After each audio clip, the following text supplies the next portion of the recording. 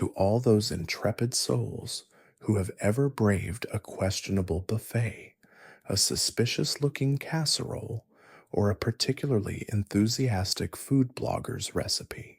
May your digestive systems remain eternally stronger than those of a 14th century nobleman.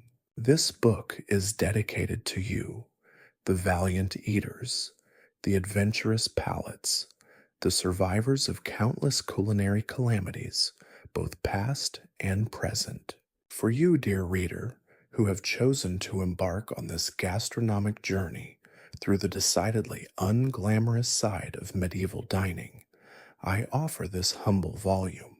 It's a testament to the remarkable resilience of the human stomach, a testament to the enduring human spirit that can find humor even in the face of jellied eels, and the unsettling knowledge that a communal drinking cup may have seen more action than a medieval jousting tournament.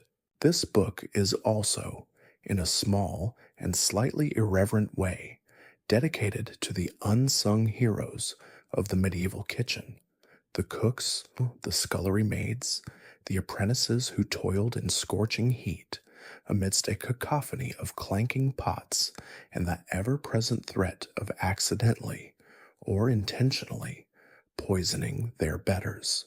Their dedication to culinary creation in conditions that would make a modern-day health inspector faint dead away deserves far more recognition than they ever received. So raise a sanitized glass to them, and may your own feasts always be less eventful.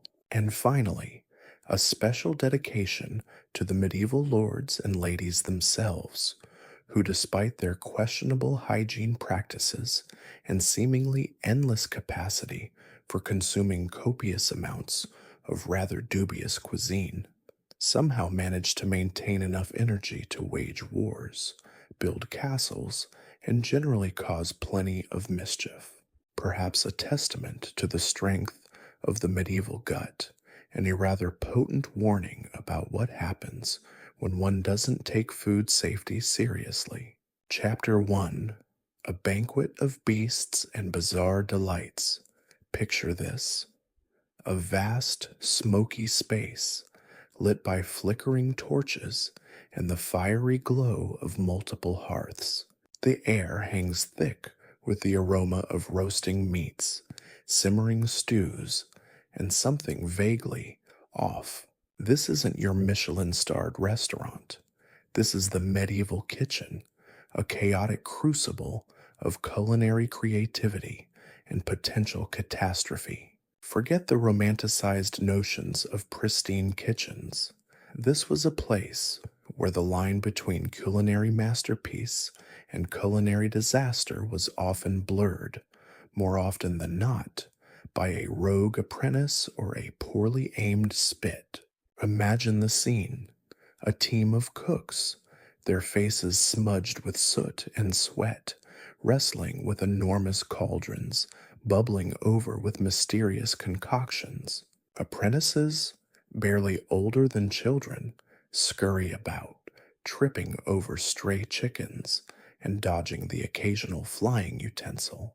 The floor, a treacherous mix of spilled broth, discarded vegetable scraps, and who knows what else, is a testament to the kitchen's constant state of flux. It's a symphony of clattering pots, sizzling pans, and the occasional shriek of surprise or pain.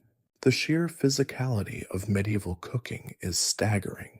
There were no electric ovens, no automated mixers, no handy refrigerators. Everything was done by hand, fueled by sheer muscle power and an almost superhuman level of stamina. Imagine hefting sacks of flour, chopping mountains of vegetables with blunt knives, and tending to fires that demanded constant vigilance. A cook's hands were likely calloused and scarred, a badge of honor earned through years of relentless toil. The heat, naturally, was intense. These kitchens were often located in the basement or lower levels of castles and manor houses, where they could benefit from direct access to the food stores, such as cellars. But this also meant being far from any natural ventilation.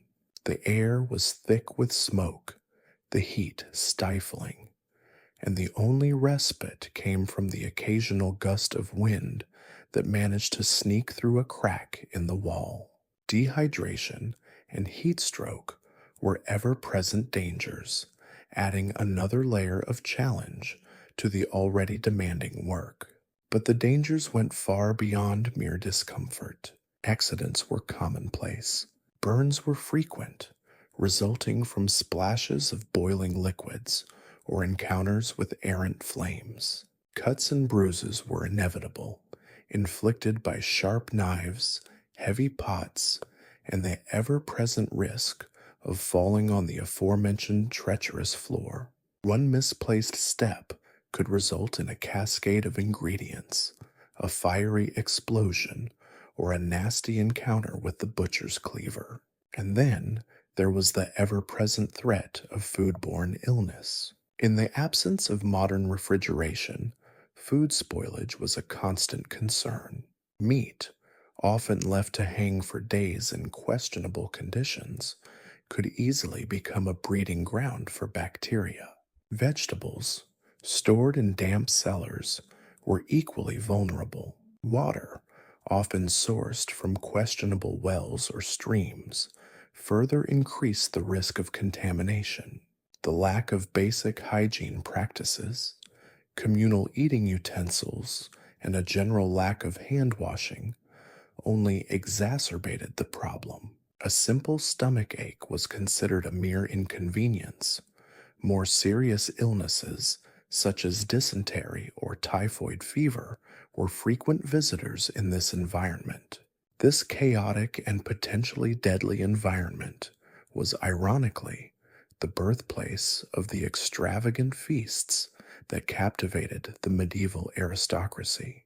The stark contrast between the arduous labor of the kitchen staff and the lavish banquets they prepared is striking. While the nobles feasted on roasted swan, elaborate jellied meats, and spiced wine, the cooks toiled tirelessly in the back, enduring heat, smoke, and the constant threat of injury and illness. Consider the process of preparing a single dish, like a roasted swan.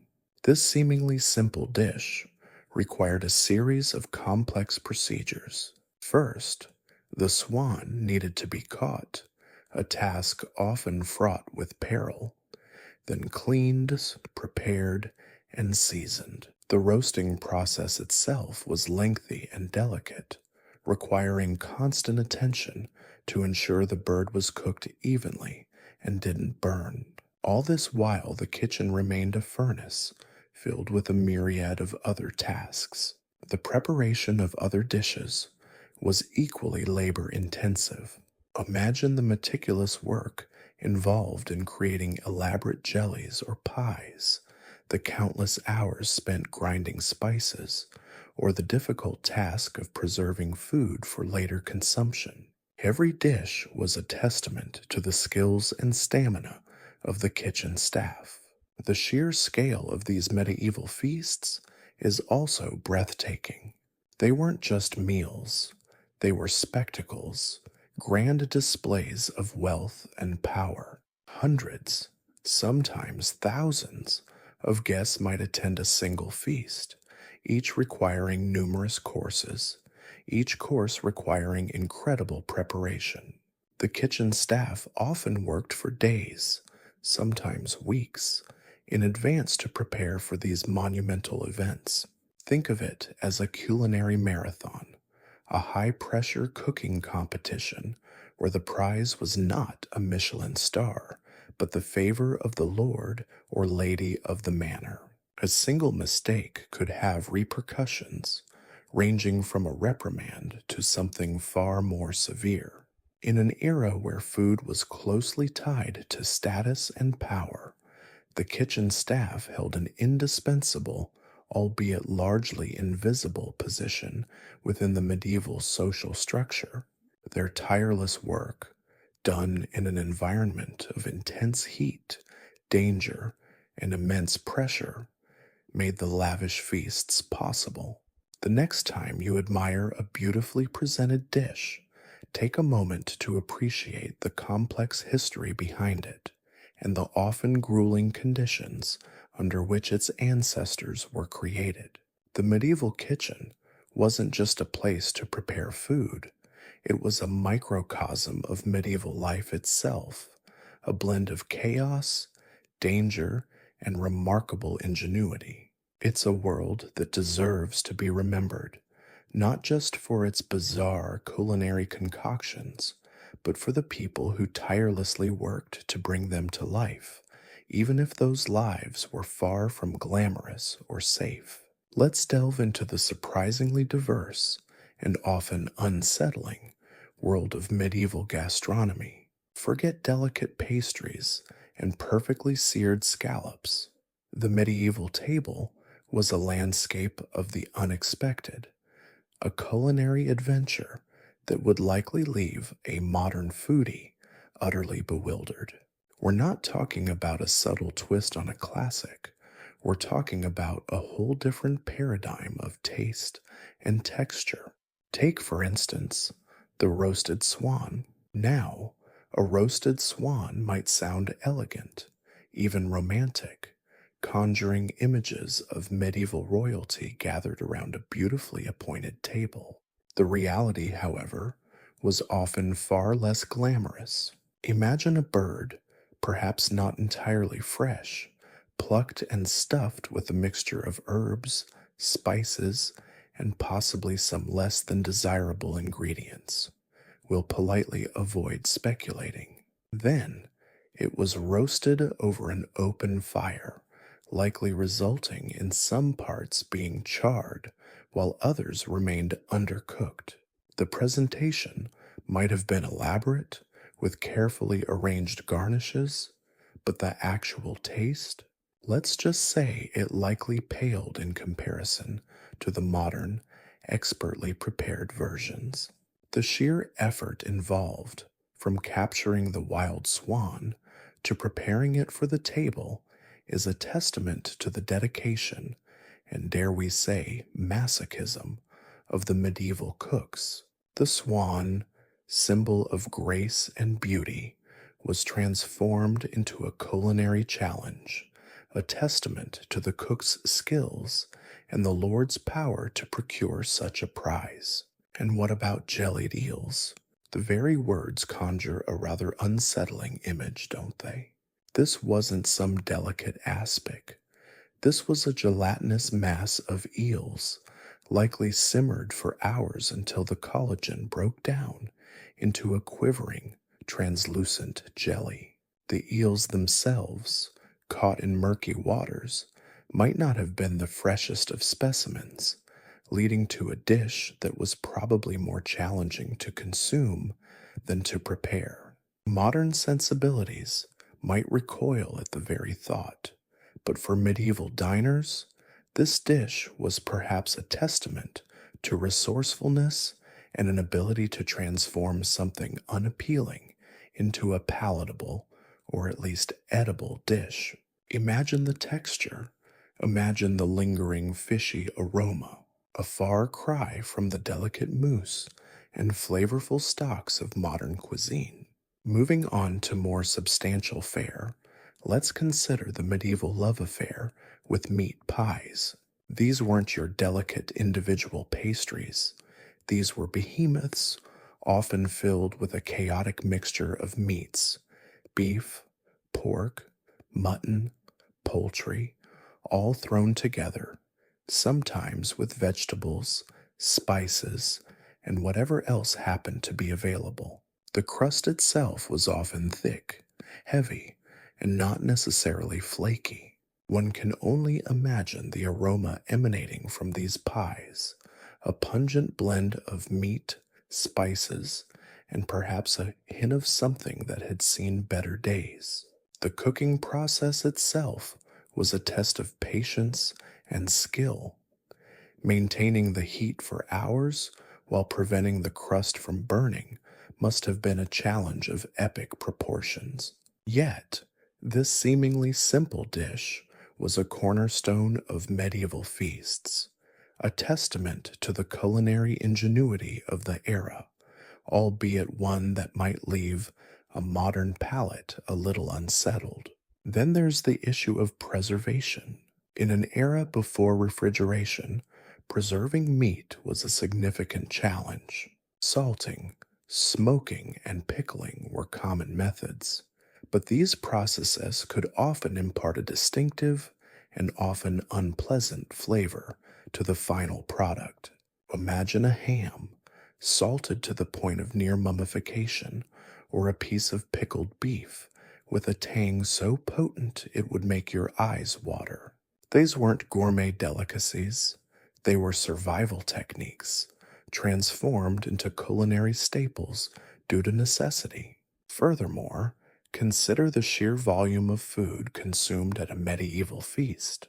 We're not just talking about a few courses, we're talking about multiple rounds of food, served in staggering quantities. The sheer abundance of food, while impressive in its display of wealth and power, likely led to considerable waste and an almost inevitable descent into overindulgence. The nobles, accustomed to excess, often indulged to the point of illness, sometimes resorting to induced vomiting to make room for more delicacies. It's a far cry from our modern concerns about mindful eating and portion control. But the medieval dining experience wasn't just about the food itself, it was about the context, the social dynamics, and the sheer spectacle of it all.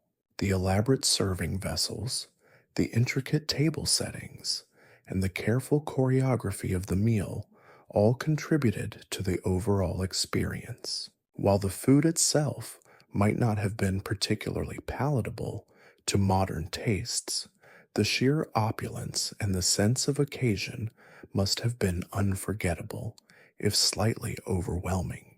The use of spices, often imported from distant lands at great expense, further enhanced the mystique of medieval cuisine. Spices weren't just used for flavor, they were status symbols representing wealth and power. Ginger, cloves, cinnamon, and pepper were generously used in many dishes, often to mask the taste of less than fresh ingredients, or perhaps to create an exotic and exciting dining experience. The sheer cost of these spices ensured that only the wealthy could afford to indulge in the lavish use of such exotic flavors. Beyond the main courses, the medieval table also offered a range of less than appealing side dishes. Consider the ubiquitous pottage, a thick stew of vegetables, grains, and often meat scraps. This wasn't a refined soup.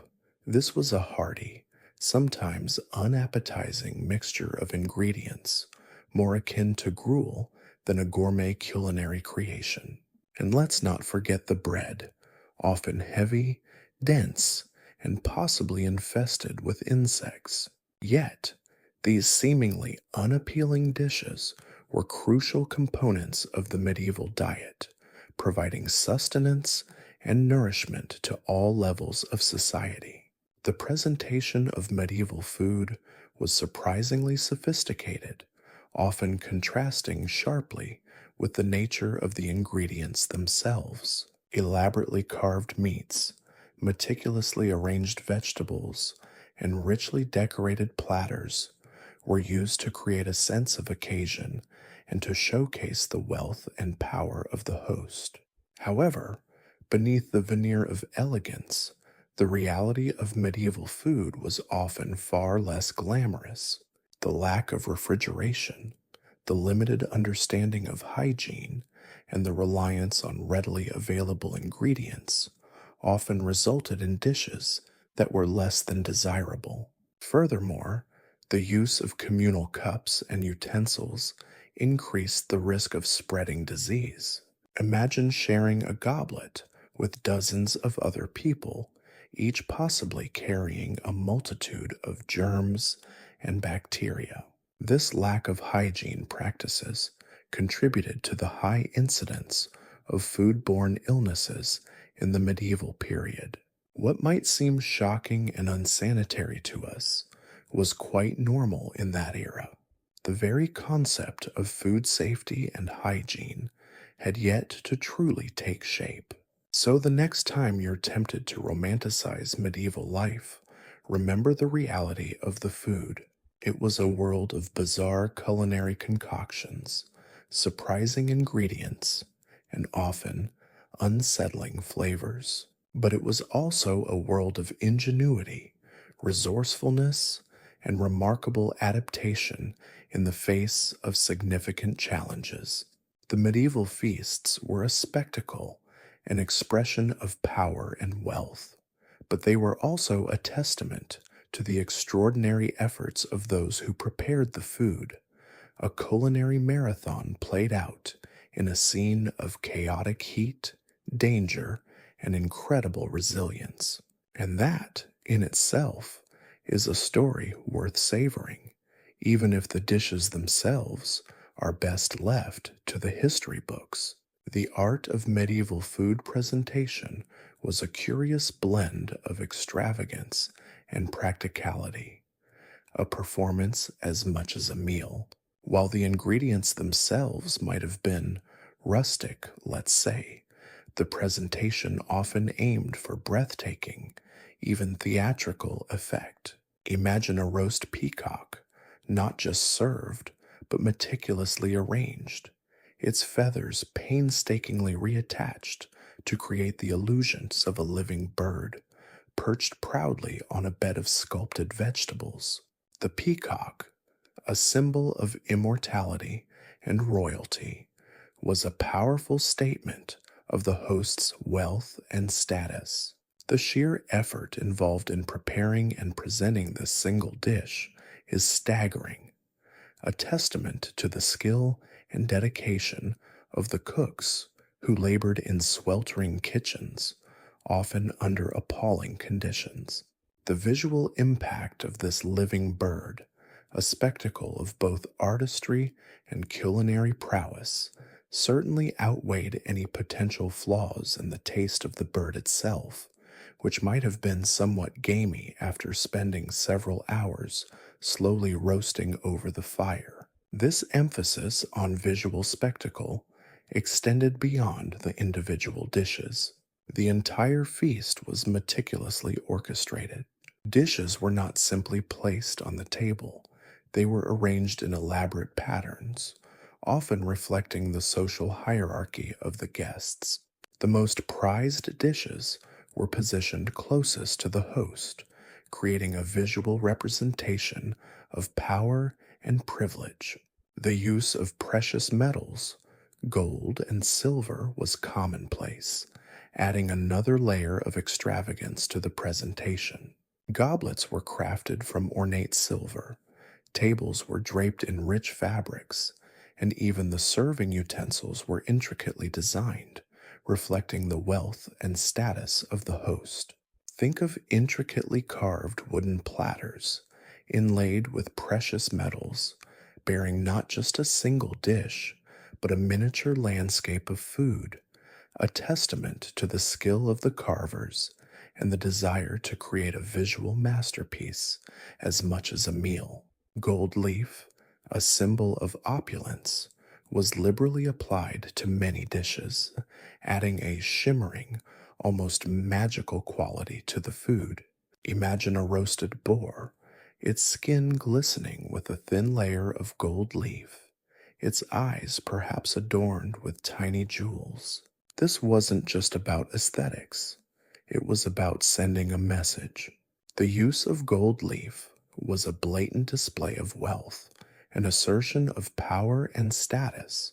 It spoke volumes about the host's ability to procure expensive ingredients and employ skilled artisans to create such a visually stunning spectacle. However, The irony is striking when we consider that this lavish display of wealth often occurred against a backdrop of widespread poverty and food insecurity.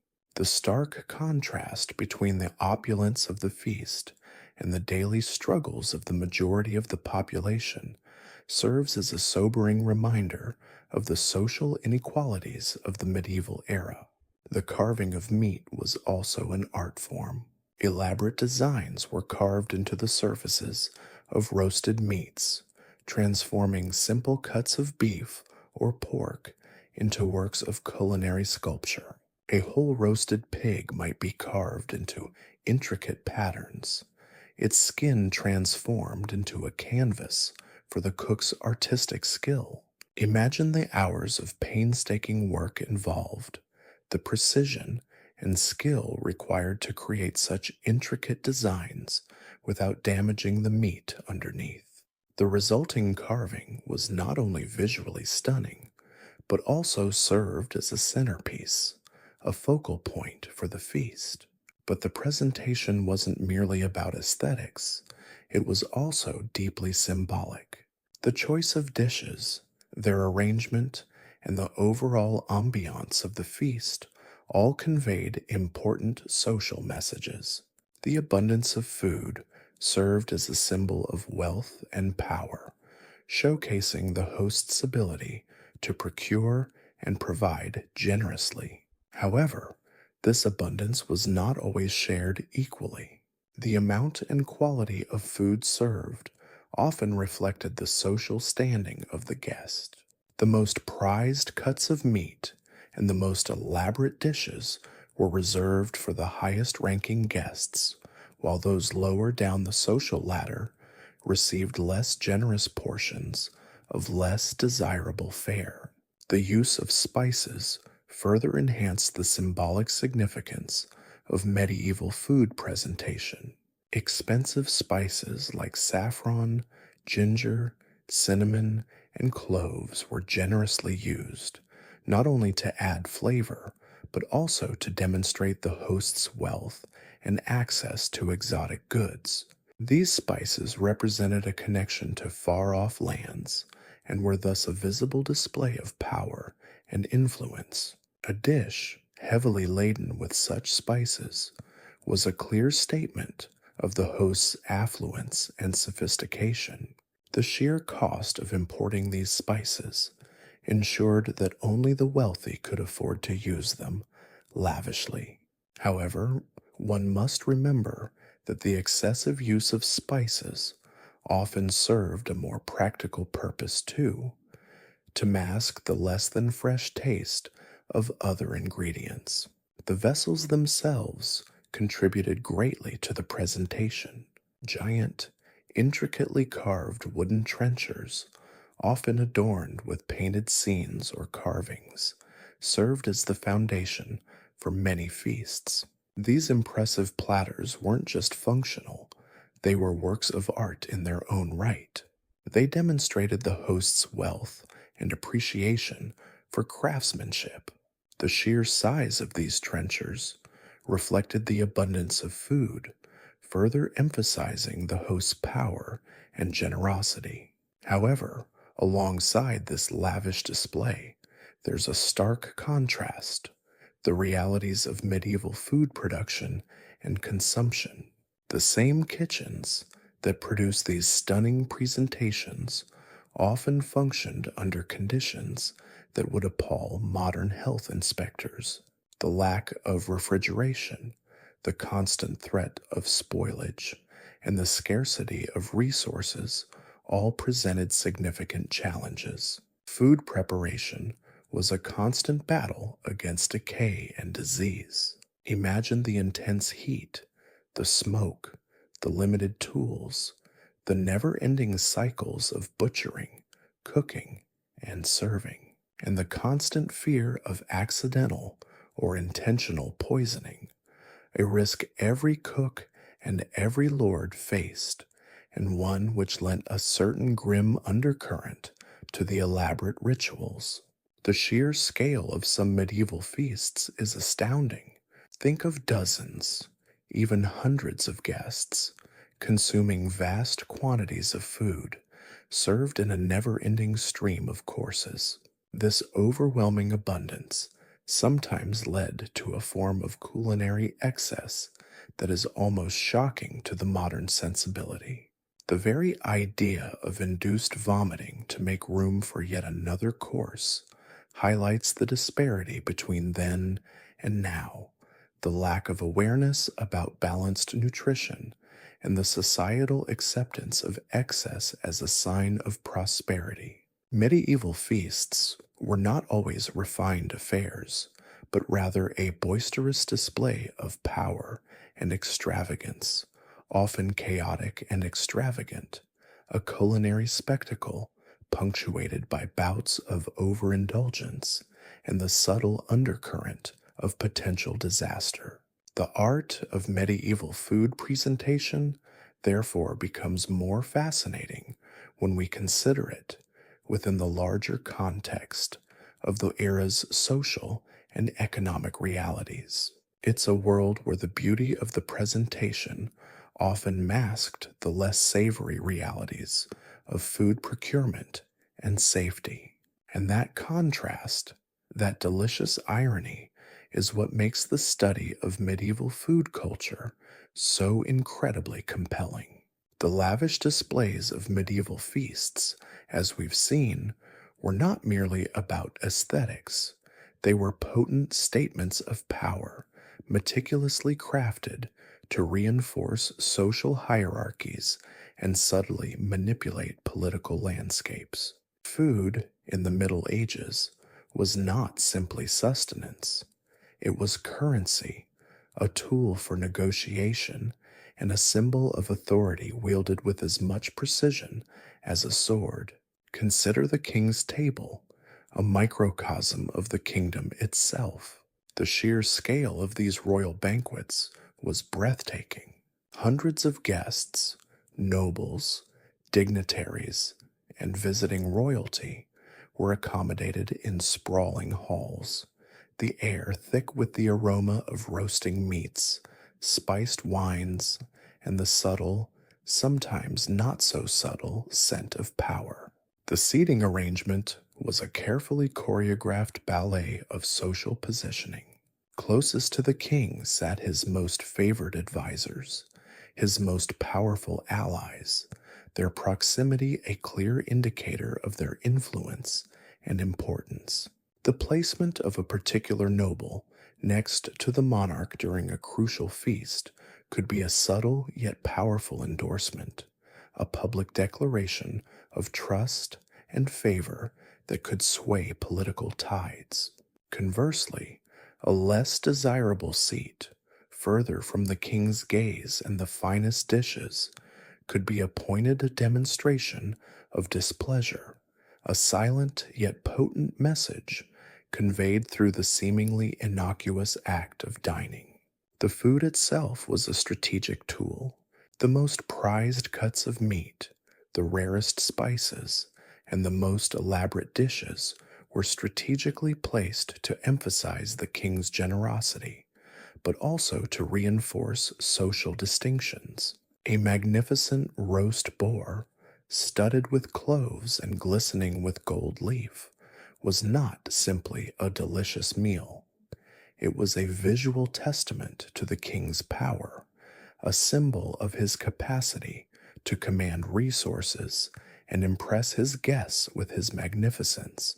The king's ability to procure such delicacies, to showcase such abundance, spoke volumes about his wealth, his influence, and his control over trade routes and resources. However, the subtleties of power extended beyond the grand gestures. Even the seemingly mundane aspects of the meal held significance.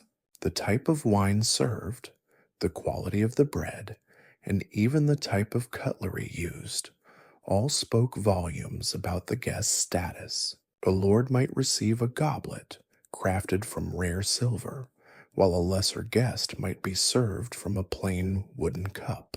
These seemingly minor distinctions were not accidental. They were carefully orchestrated to reinforce the social hierarchy, reminding everyone of their place in the intricate tapestry of medieval society. The very act of dining in the royal court was a performance, a ritualized display of power that constantly affirmed the king's authority and the social order he ruled. The power dynamics were not limited to royal courts. Wealthy nobles and powerful landowners also employed food as a means of demonstrating their status and influencing others. Lavish feasts, though perhaps on a smaller scale than royal banquets, were still powerful tools for consolidating power and establishing alliances.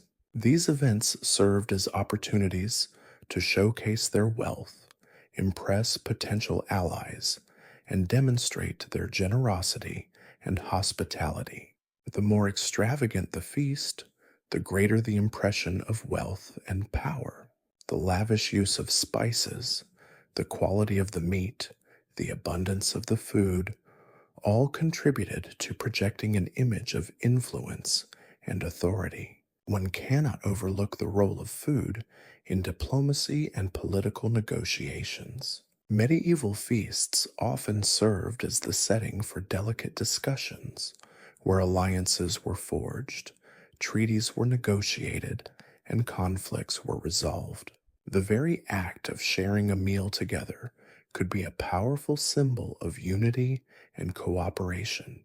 The setting of a grand banquet, laden with luxurious food and drink, created an atmosphere conducive to diplomacy and facilitated communication among otherwise adversarial parties. A carefully planned menu could even subtly influence the outcome of negotiations. The quality and quantity of food offered to a visiting dignitary, for instance, could signal the host's level of esteem and seriousness about the negotiations. Consider the use of exotic spices and delicacies. Access to these rare and expensive imports spoke volumes about a host's wealth, influence, and connection to distant lands. A dish spiced with saffron, ginger, or cinnamon, imported at considerable expense, was more than a culinary delight. It was a subtle statement of power and influence, a visual affirmation of a lord's access to resources that were out of reach for most. The mere presence of these spices on the table projected an image of sophistication and wealth that could be incredibly persuasive in the context of a political negotiation or a strategic alliance. However, the politics of the plate were not always about grand displays of wealth and power. Food could also be used as a tool of social control, employed to reinforce existing hierarchies and to subtly exert influence over those below. The quality and quantity of food served at a feast could vary dramatically depending on the social status of the guest. The most privileged guests would receive the finest cuts of meat, the rarest spices, and the most elaborate dishes, while those of lower status were given meager portions of less desirable fare. This deliberate inequity in food distribution served as a constant reminder of the social hierarchy, subtly reinforcing the dominance of the upper classes. Moreover, food could be used as a form of patronage. Powerful individuals often used grand feasts to reward loyalty and to encourage alliances. By offering generous portions of the finest food to their supporters, they signaled their gratitude and ensured their continued allegiance. Conversely, withholding food or serving less desirable fare could serve as a subtle form of punishment or a signal of displeasure. The deliberate withholding of choice cuts or a reduction in portion size served as a subtle reminder of power and influence. This manipulative use of food extended beyond the feast itself. Access to food, or the lack thereof, was a powerful tool for controlling the population. In times of famine or scarcity, those in power often hoarded resources, ensuring their own survival while allowing others to suffer. This strategic use of food resources helped solidify social hierarchies and maintain the existing power structure. The distribution, or lack thereof, became a powerful tool to enforce social control.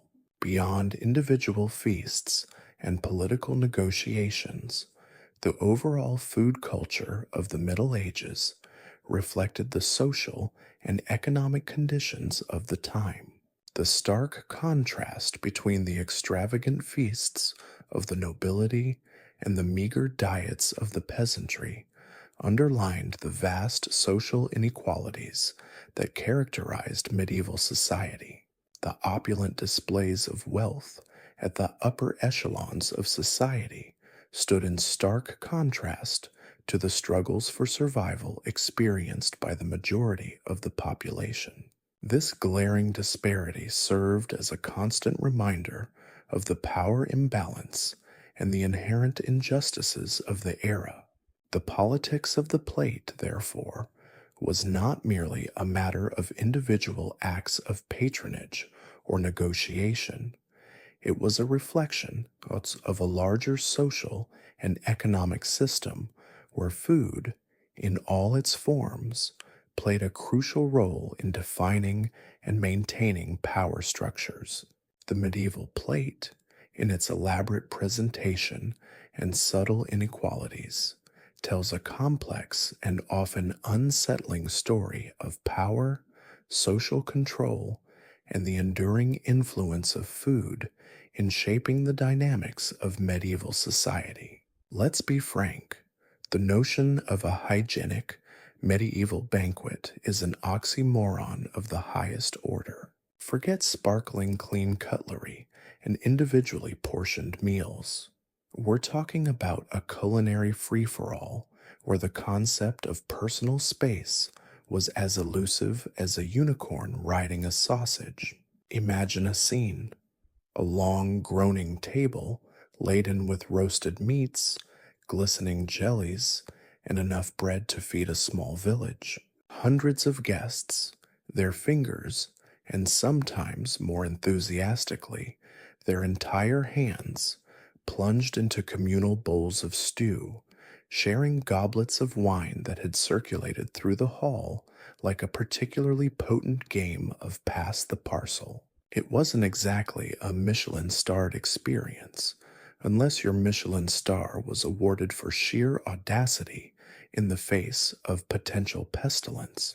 The communal drinking cup, for instance, was a breeding ground for all manner of microbial mayhem. Think of it as the medieval equivalent of a petri dish, constantly replenished with saliva, wine, and whatever else happened to fall into its depths. Forget carefully poured glasses. These were sturdy, often elaborately decorated tankards, passed around with a carefree abandon that would make a modern-day epidemiologist shudder. One imagines a particularly vigorous toast sending a spray of infected droplets across the table, a culinary version of a sneezing fit in a crowded cinema. The very idea of individual cups would have seemed as frivolous and unnecessary as a dishwasher in a mud hut. And the utensils? Well, let's just say that the concept of washing up was, to put it mildly, fluid. Knives were often shared, passed from one person to the next, with the same casual disregard for hygiene as the communal cups. Forks, incidentally, were not standard issue in medieval times. Fingers were the primary eating tools for most, ensuring a direct, intimate connection between guest and the dish. The less said about the post-feast state of these implements, the better. The level of sanitation was, in a word, shocking. One can only guess at the culinary consequences and wonder about the sheer amount of bacteria present. Imagine trying to get a reservation at a restaurant known for its rustic charm and unique flavor profiles, only to learn that unique meant the cumulative microbial experience of several hundred people. The lack of sanitation extended beyond the dining table. Medieval kitchens were famously chaotic, smoky, and often unsanitary environments. Food preparation was a physically demanding process carried out in cramped, poorly ventilated spaces. The combination of heat, humidity, and the presence of rotting food made them a haven for vermin. Rats, mice, and other unsavory creatures would have scuttled amongst the cooking pots, adding their own peculiar seasoning to the dishes. Food storage was also a significant issue. Proper refrigeration was unheard of, leading to spoilage and the growth of harmful bacteria. One can just imagine the inventive ways they might have repurposed slightly questionable ingredients. Perhaps a robust aroma was simply a sign of well aged viands. But the lack of hygiene didn't just result in a few upset stomachs. It led to widespread outbreaks of deadly diseases. Dysentery, typhoid, cholera. These weren't just abstract medical terms, they were grim realities of medieval life, often spread through contaminated food and water. One has to shudder at the sheer scale of transmission via those communal cups. A seemingly harmless banquet could become a deadly affair if even a single guest arrived with a contagious illness. The lack of understanding regarding germ theory certainly didn't help matters. Moreover, the medieval attitude toward hygiene differed significantly from our modern perspective. Personal cleanliness wasn't exactly a priority. Frequent bathing was certainly not common practice, and the idea of sterilizing utensils was probably considered excessively fussy. One can only imagine the conversations among the nobles. Did you hear about the Duke's new recipe for roasted pheasant? It's exceptionally rich, with a hint of something earthy, and the earth might have had a bit more than just the usual vegetable matter in this instance. The contrast between medieval dining customs and modern practices is stark. We take for granted the sanitation standards that have dramatically reduced the risk of foodborne illnesses. We wash our hands, sterilize utensils, and meticulously prepare our food, guided by centuries of accumulated scientific understanding. Our refrigerators ensure that food is kept at safe temperatures. Our kitchens are meticulously designed to prevent cross contamination. We can order delivery from most restaurants to the doorstep via phone apps while sipping from our individually packaged, sterile cups. To look back at the medieval approach to food hygiene is to witness a breathtaking leap from a time when communal cups and unwashed hands were the norm to a time where such practices are not only considered unhygienic, but in most circumstances unthinkable. However, let's not entirely dismiss the medieval approach as hopelessly primitive. There were certainly elements of culinary sophistication, the use of elaborate spices, the careful preparations of certain dishes, and the artistic presentation of food all point towards a certain level of culinary skill. The emphasis on the visual spectacle of a feast, with its towering displays of roast meats and elaborate sugar sculptures, was a testament to the creative talents of the chefs and kitchen staff.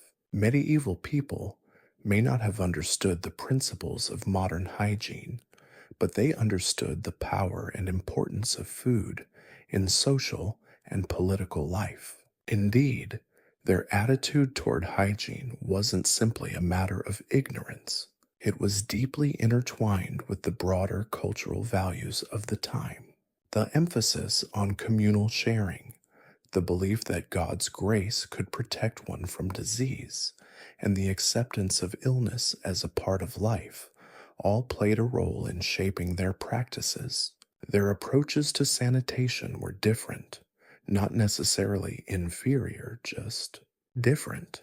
The difference, however, is vast. The medieval feast, while visually impressive, was a potentially dangerous affair. The communal sharing of food and drink, combined with unsanitary conditions, created a breeding ground for disease. The lack of understanding of germ theory meant that the consequences of poor hygiene were often severe. Today, we've learned these lessons. Our hygiene practices have advanced to a point where foodborne illnesses are far less common. The medieval period, however, reminds us that our modern food safety protocols are not simply a matter of convenience, they're a matter of life and death. The stark contrast between then and now serves as a powerful reminder of how far we've come in understanding and managing food safety and hygiene. It also underscores a truth often lost in the romanticized tales of medieval banquets that eating like royalty back then often involved a significant risk of suffering far more than mere indigestion. One might argue that a modern all you can eat buffet is a much safer, if perhaps less visually striking, alternative. Ultimately, the contrast between these two approaches to dining offers a compelling tale of progress, revealing the startling evolution of our understanding of hygiene, health, and most importantly, survival. The evolution from sharing a communal cup to using individually sealed, sterile cups, from the rudimentary practices of food handling to our sophisticated food safety protocols, presents a dramatic transformation, a testament to human ingenuity and a commitment to collective well being. Chapter 2: The Great Medieval Purge, Vomiting and Other Culinary Customs. The sheer volume of food consumed at a medieval feast was often staggering, a testament to both the abundance, for some, and the lack of refrigeration. Imagine mountains of roasted meats, glistening pies the size of small children, and enough spiced wine to drown a small pony. But even the most robust appetite had its limits, and this is where the art of controlled vomiting, a surprisingly common practice among the medieval elite, enters the stage. It wasn't a sign of illness, mind you. Oh no, this was a carefully cultivated skill, a sophisticated culinary maneuver designed to create space for more consumption. Think of it as a medieval version of a culinary reset button, a way to clear the palate and the stomach for the next wave of gastronomic delights. The process itself was, shall we say, not for the faint of heart. There are various accounts, often veiled in euphemism, describing this ritual. Some accounts depict the use of a feather or a finger to tickle the back of the throat, a rather elegant way to describe what was essentially a self-induced regurgitation. Others mention the strategic use of certain herbs or concoctions with emetic properties to help facilitate the process. One imagines a particularly dedicated courtier with practiced ease, discreetly emptying his stomach under the table, returning with renewed zeal to the groaning board. The whole affair may have even had some form of social signaling attached to it, with the ability to induce vomiting on command, demonstrating a degree of self-control. The societal acceptance of this practice is perhaps the most fascinating aspect. Instead of being viewed with disgust or shame, induced vomiting was frequently seen as a mark of refinement, a demonstration of one's ability to indulge in excess without succumbing to the discomfort of overeating. It was a way of extending the pleasure of the feast, allowing the wealthy to continue sampling the various delicacies on offer. The ability to effectively clear one's stomach was a testament to their resilience, their tolerance, and dare we say it, their superior digestive fortitude. This was, indeed, the ultimate clean plate club. Imagine the scene: a grand banquet hall, the air thick with the aroma of roasting meats and spiced wine. Nobles, ladies, and clergymen alike are indulging in a veritable cornucopia of culinary delights. Suddenly, a nobleman, with a barely perceptible grimace, excuses himself briefly, only to return moments later with a renewed appetite, ready to tackle another round of swan pie or jellied eels. No one bats an eye. This is simply the accepted order of things. In fact, it is likely this act was viewed as highly respectable, the equivalent of a modern day gym goer returning from a post workout protein shake. This practice also illuminates several facets of medieval society. First, it speaks volumes about their relationship with food. Food wasn't just sustenance, it was a symbol of wealth, status, and power. The ability to gorge oneself to the point of needing to induce vomiting was in its own peculiar way a status symbol. Only those with an abundance of food at their disposal could afford such an extravagance. It was a blatant, somewhat shocking display of wealth, far removed from the realities of the common folk who struggled simply to have enough to eat. Secondly, it offers a glimpse into medieval attitudes towards the body and its functions. The modern emphasis on discrete bodily functions and controlled eating was absent in medieval times.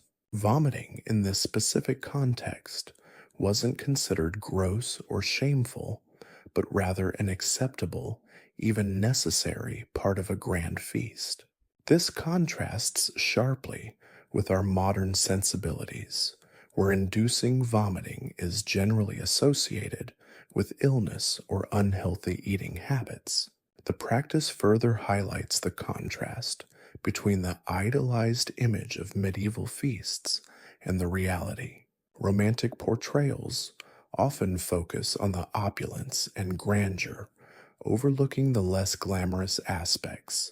The art of controlled vomiting serves as a powerful reminder that even the most lavish banquets could involve some rather unsavory practices. It is a stark reminder that eating like a king often had its unpleasant consequences, as the ability to purge one's stomach after a large meal was not necessarily a sign of good health or strong digestion, but rather an ability to outconsume others. This act also reveals the lack of a modern understanding of nutrition and digestive health. While the medieval elite certainly possessed culinary skills, their knowledge of the long term effects of overeating and the importance of balanced nutrition was severely limited. Induced vomiting was a crude and ultimately unsustainable solution to the problem of overindulgence.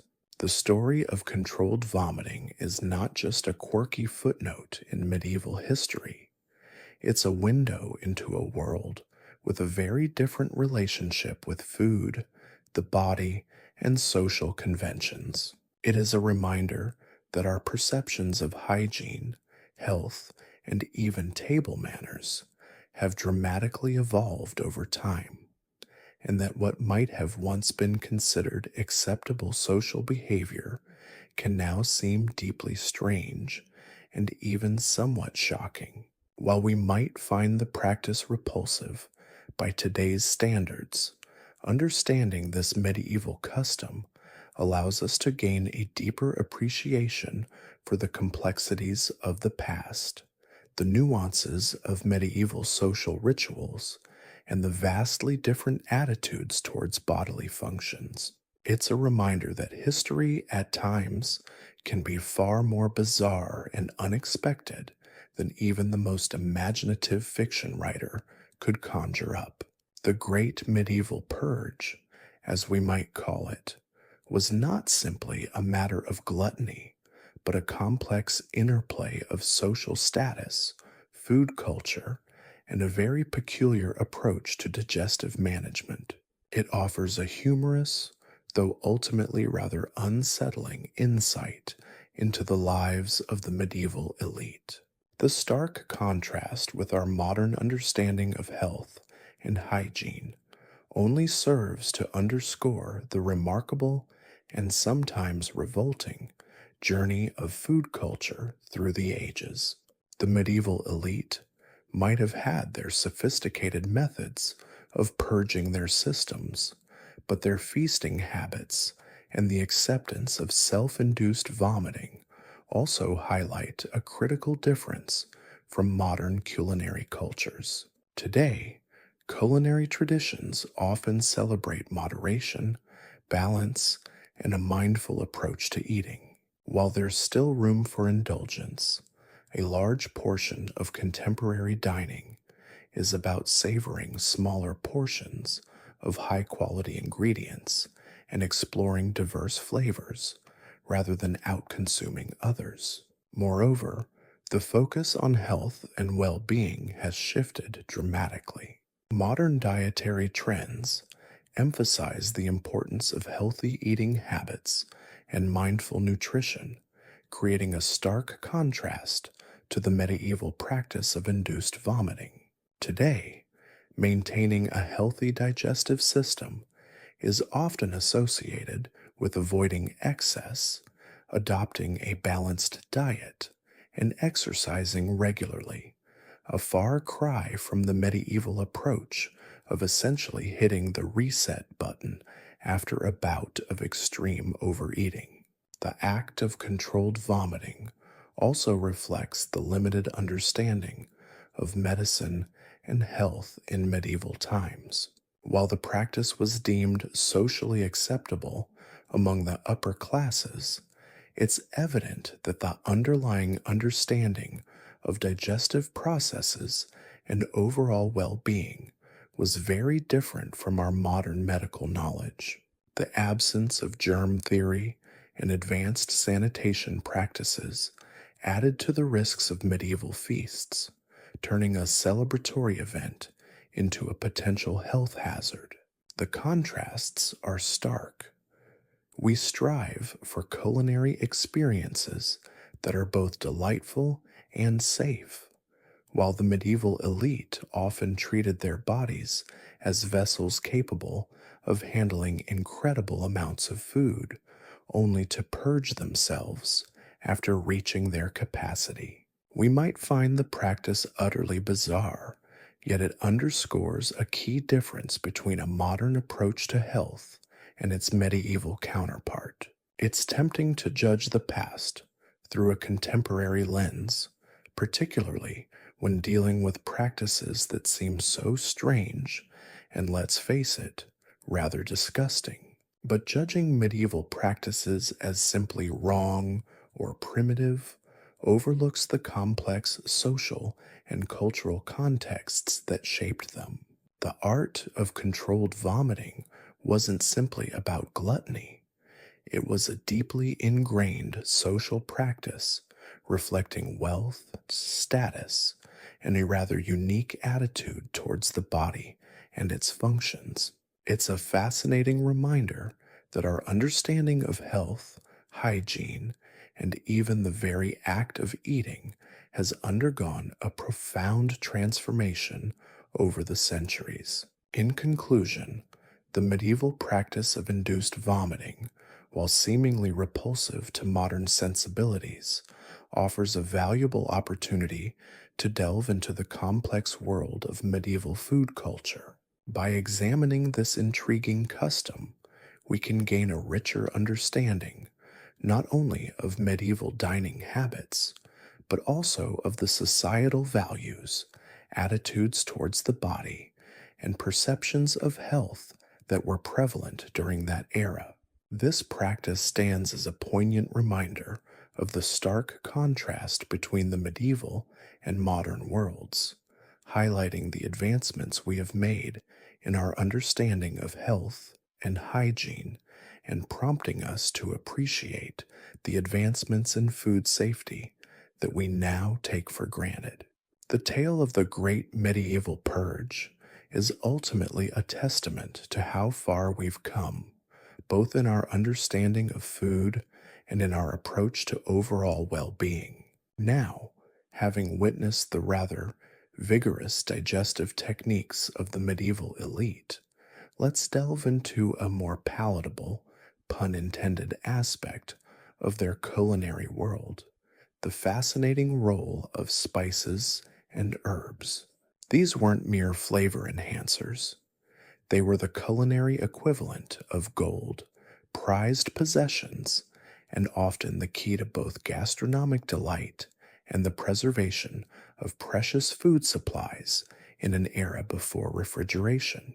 Imagine the bustling medieval kitchen, a scene of controlled chaos where cooks, their faces smudged with soot and flour, frantically worked to prepare a feast for their lord and lady.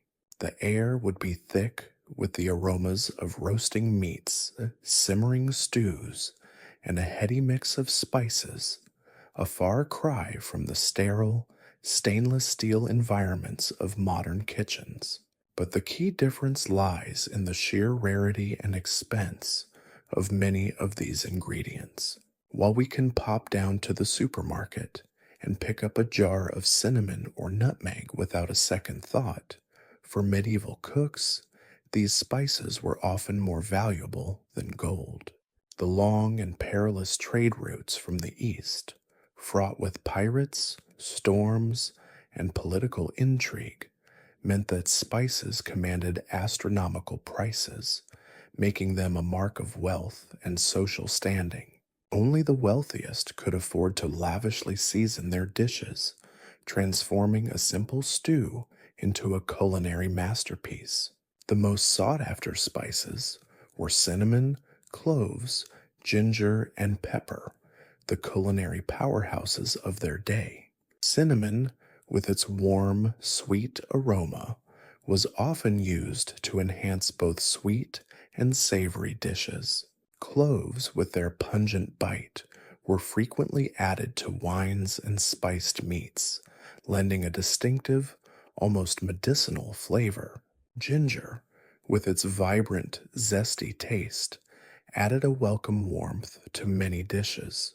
And pepper, oh, pepper, the king of spices, capable of adding a fiery kick to even the most mundane fare. It's no exaggeration to say that the availability of pepper could significantly influence the social standing of a household. Those fortunate enough to enjoy an abundance of pepper were often seen as more refined, or at the very least, possessed of greater wealth and purchasing power.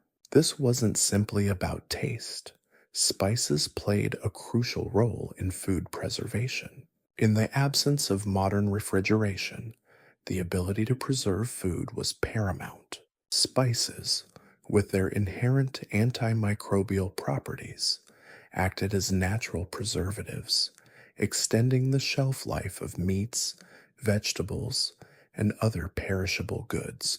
A generously spiced stew wasn't just delicious, it was also less likely to spoil. Think of the humble peppercorn.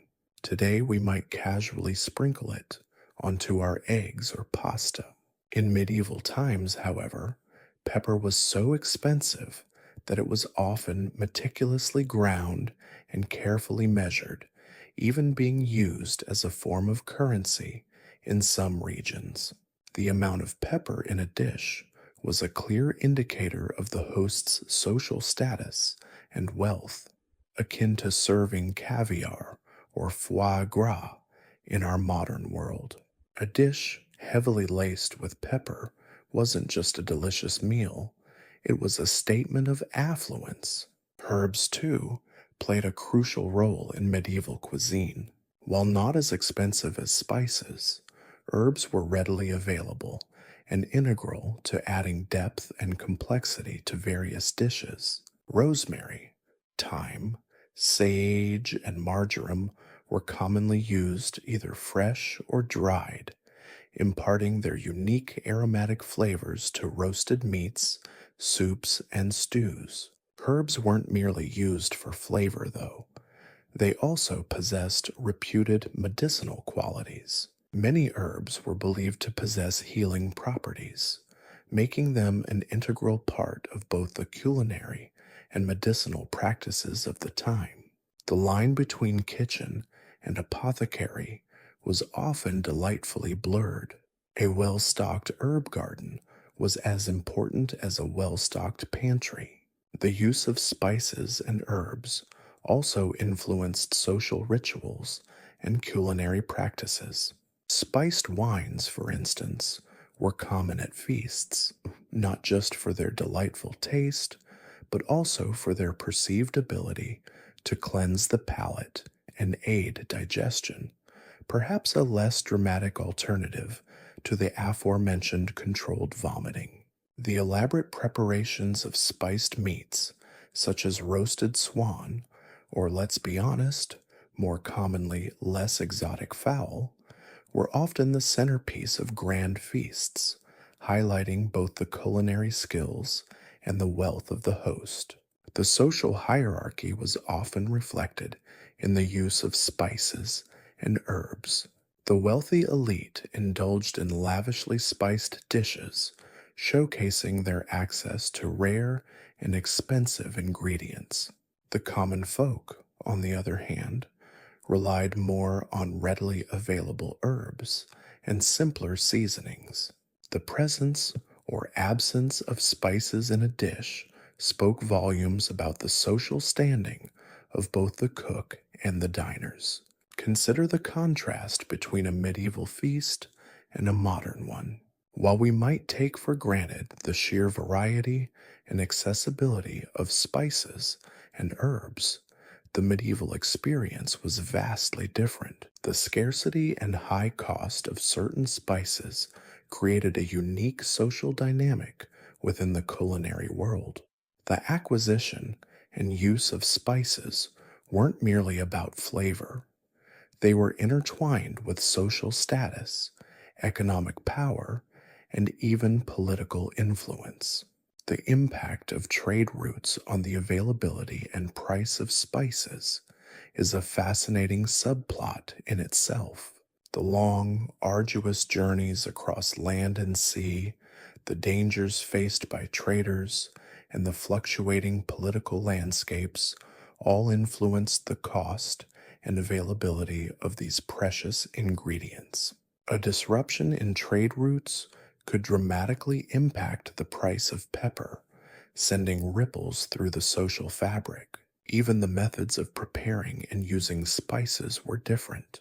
The meticulous grinding of peppercorns, the careful blending of herbs, and the artful use of spices in various dishes demonstrated a level of culinary skill and artistry that is often overlooked in modern perceptions of medieval cuisine. It's a world away from our modern convenience of pre-ground spices and readily available herb mixes. The stories embedded within a single pinch of medieval pepper are far more complex and revealing than we might initially imagine. It's a testament to how the culinary landscape of the past differed drastically from our own, a world where flavor, preservation, and social status were inextricably intertwined. The quest for flavor in medieval times was not just a culinary pursuit, it was a journey across continents, a reflection of social hierarchies and a testament to the resourcefulness and ingenuity of medieval cooks. While we might find the controlled vomiting unsettling, we can appreciate the creativity and resourcefulness employed in using spices and herbs to enhance flavors and overcome the limitations of their time. The history of medieval spices and herbs is a fragrant, flavorful, and often surprisingly complex story, and it all adds another layer to our understanding of the surprisingly diverse and often bizarre world of medieval dining. Now, having explored the surprisingly sophisticated, if somewhat unorthodox relationship medieval people had with spices and their digestive systems, let's turn to a considerably less appetizing aspect of medieval dining: the ever present threat of poisoning. Forget the romanticized images of knights gallantly jousting and lords feasting in opulent halls. The reality was often far grittier, with a constant, low level hum of potential culinary catastrophe. Accidental poisonings were sadly commonplace, a grim side effect of inadequate food preservation techniques, limited understanding of foodborne illnesses, and a general lack of hygiene that would make even the most intrepid modern day chef shudder. Imagine a medieval kitchen, already a scene of controlled chaos as we've seen, but now add the element of unpredictable danger.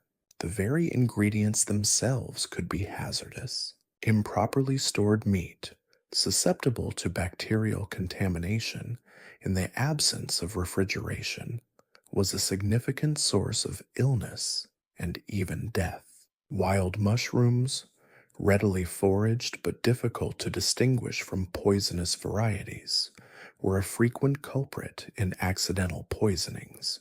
The lack of precise knowledge regarding food safety made the preparation and consumption of food a high stakes gamble.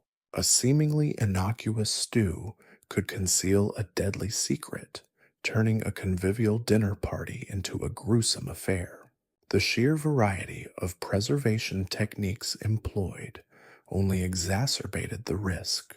Salting, smoking, and pickling were common methods, but their effectiveness was variable and heavily reliant on precise techniques and consistent quality control, neither of which were guaranteed in the chaotic conditions of a typical medieval kitchen. Imagine a cook, exhausted after a long day of preparing a feast for 100 guests, accidentally using a contaminated salt barrel or overlooking a crucial step in the pickling process. The consequences could be catastrophic. The resulting food poisoning could manifest in a range of symptoms, from mild stomach upset to violent vomiting, and in severe cases, death. Furthermore, the pervasive lack of understanding of germ theory made it difficult to identify the sources of contamination. People didn't grasp the role of microscopic organisms in causing illness. Instead, they often attributed such events to supernatural forces or blamed the victims themselves for some perceived moral failing. This made tackling the issue of food safety incredibly difficult, as the very understanding of the problem was fundamentally flawed. But accidental poisoning was only part of the story. Intentional poisoning, a darker and far more sinister aspect of medieval dining, was a disturbingly real threat. Power struggles, political rivalries, and personal vendettas could all easily find an expression in a poisoned goblet of wine or a carefully laced dish. The use of poison was a potent tool, offering a degree of anonymity and plausible deniability. Accusations were difficult to prove, and the symptoms of many poisons could easily be misdiagnosed, allowing perpetrators to evade justice. The choice of poison was as diverse as the motivations behind its use. Various plant derived toxins, such as aconite, hemlock, and nightshade, were readily available and could be subtly incorporated into food and drink. The effects of these poisons varied widely, from immediate death to slow, agonizing decline, providing the perpetrator with flexibility in choosing the desired outcome.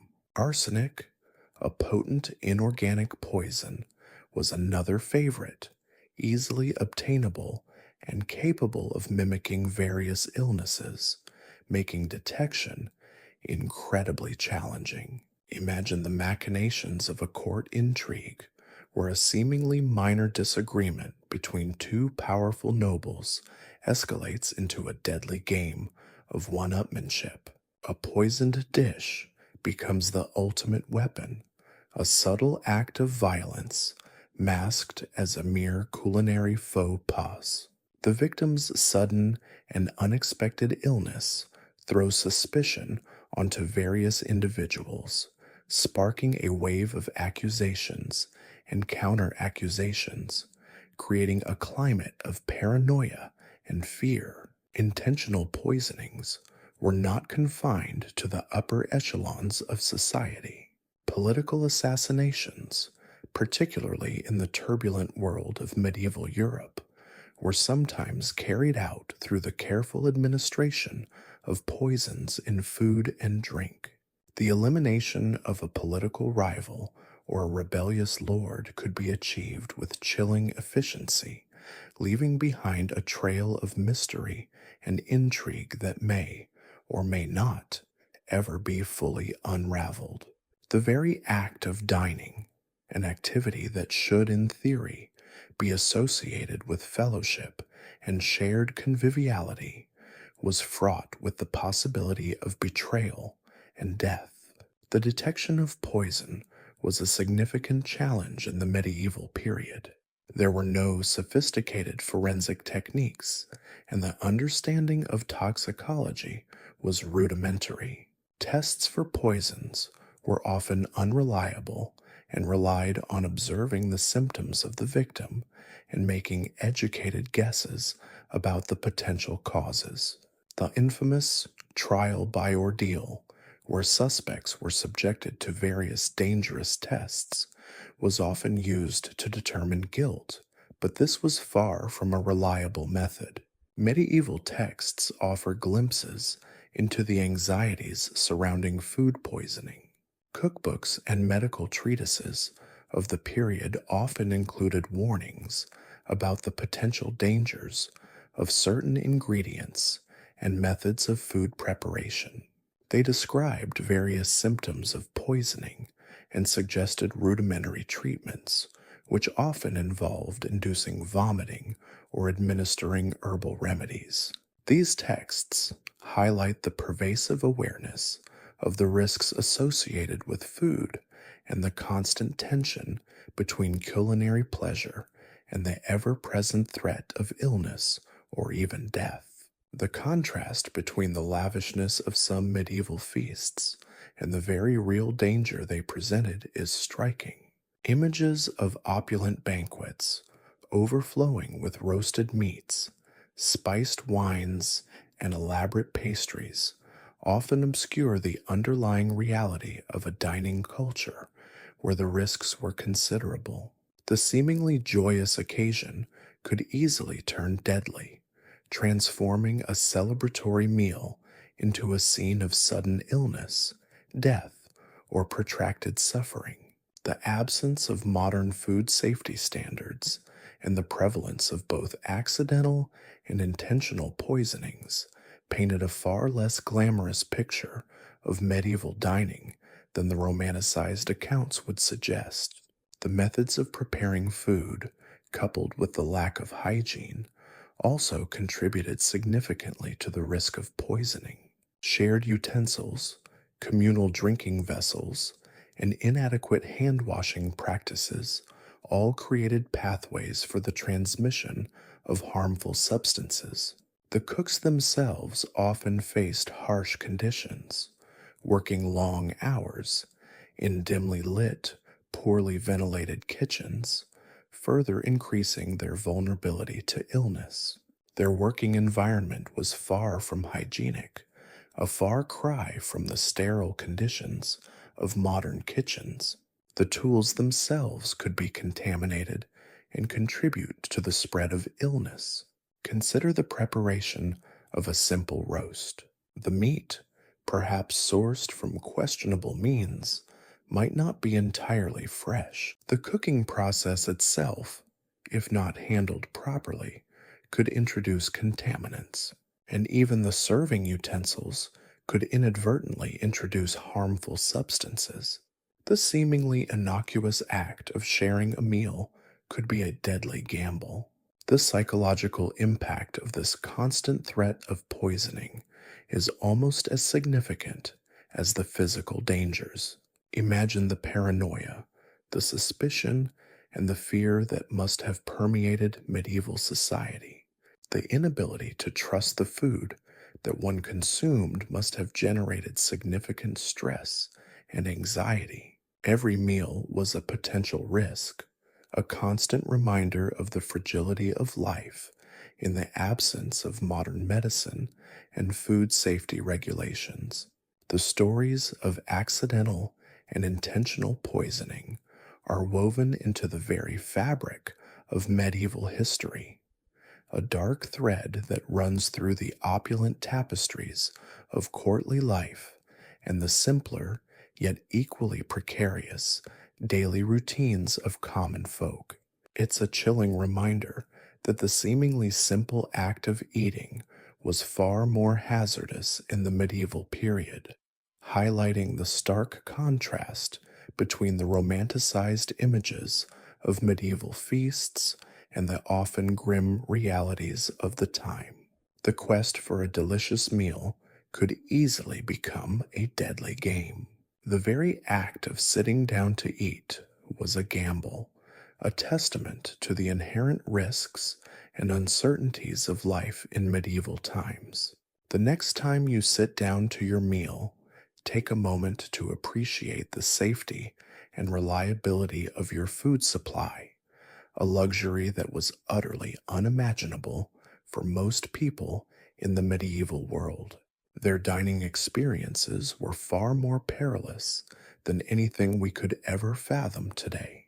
The unsettling truth about medieval dining, a truth often obscured by romanticized portrayals of lavish banquets, extends far beyond the ever present threat of accidental or intentional poisoning.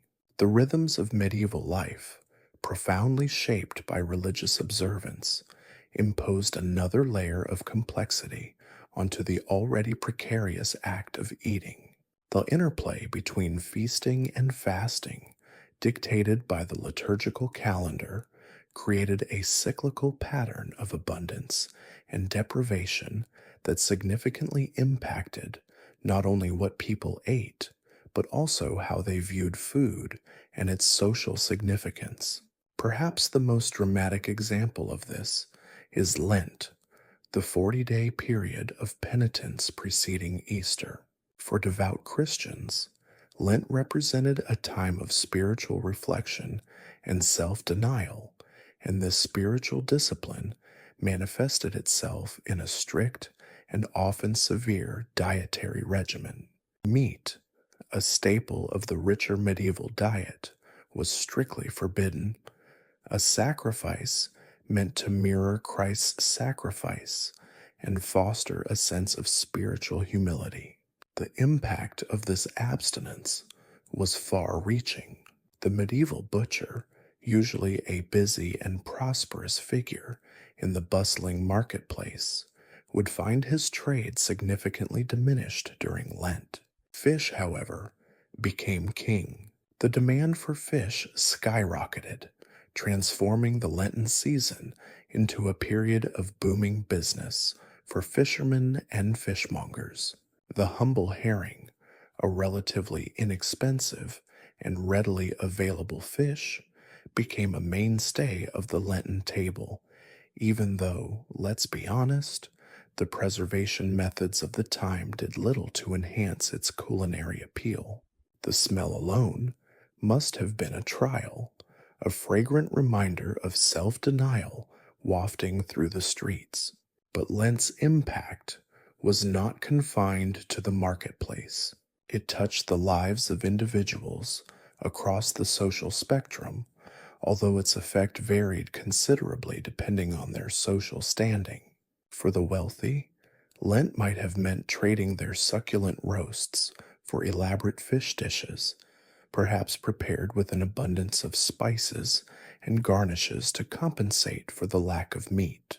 Their tables, while lacking the usual bounty of meat, still displayed a degree of opulence. Think salmon baked in a rich saffron sauce, or perhaps a subtly spiced cod stew, served alongside a carefully selected range of vegetables. While it was a period of restraint, it wasn't necessarily a period of genuine hardship. For the peasantry, however, Lent presented a far more stark reality.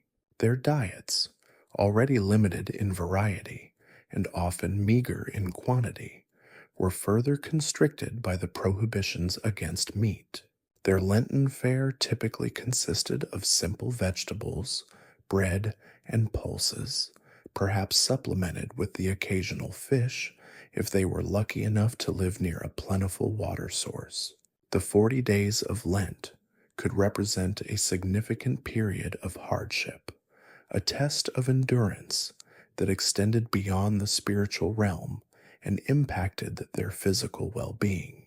Many a peasant's belly, I imagine, grumbled a silent protest against the rigors of Lenten abstinence. The contrast between the experiences of the wealthy and the poor during Lent highlights the pervasive social inequalities woven into the fabric of medieval life. While the wealthy could afford to adapt their diets with relative ease, the poor experienced a significant reduction in their already limited food supply, forcing them to rely on whatever meager resources they could muster. Lent, far from being a period of uniform self-denial, served to amplify the disparities between different social strata, transforming a religious observance into a tangible reflection of the existing power structures. Beyond Lent, other religious festivals and holidays exerted a significant influence on the medieval diet.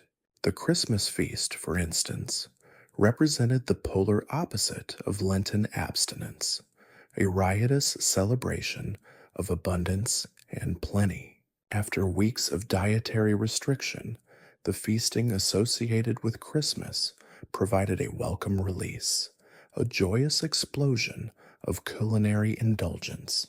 The Christmas boar, a symbol of prosperity and plenty, became a centerpiece of festive tables, its roast meat a testament to the bounty of the season.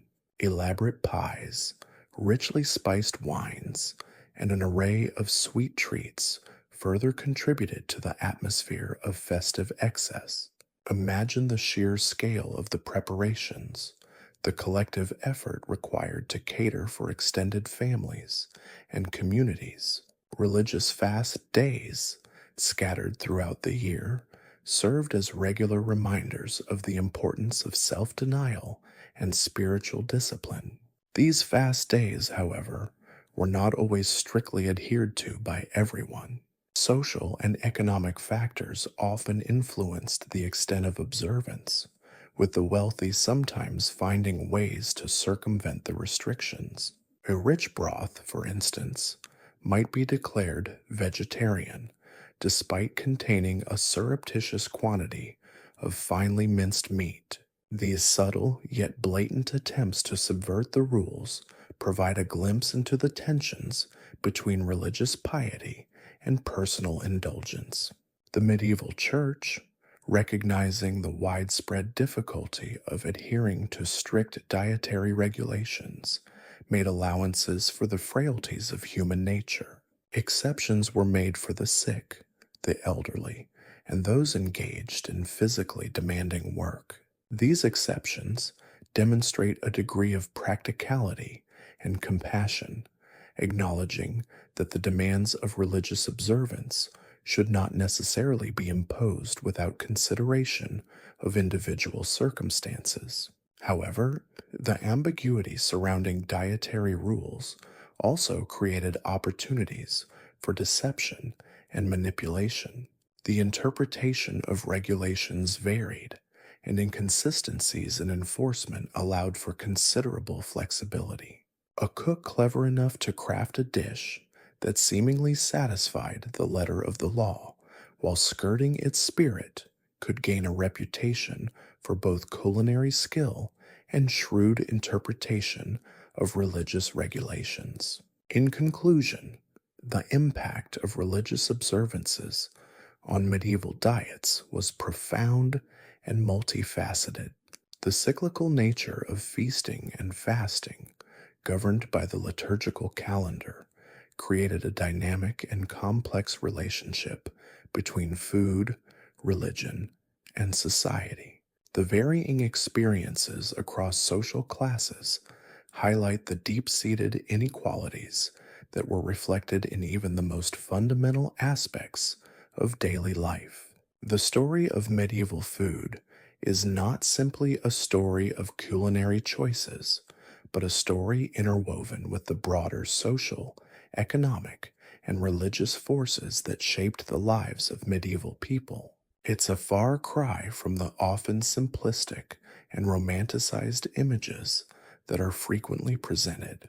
The rhythmic thud of the flail against the wheat stalks, a sound as familiar to the medieval peasant as the chirping of crickets on a summer's eve, marked the beginning of a journey that culminated in the humble loaf. Bread, the staff of life, as the saying went, was more than just sustenance. It was the backbone of the medieval diet, a daily necessity that dictated the rhythm of life for rich and poor alike. And let me tell you, that rhythm could sometimes be a deadly waltz. Forget the fluffy, perfectly formed sourdoughs of today's artisan bakeries.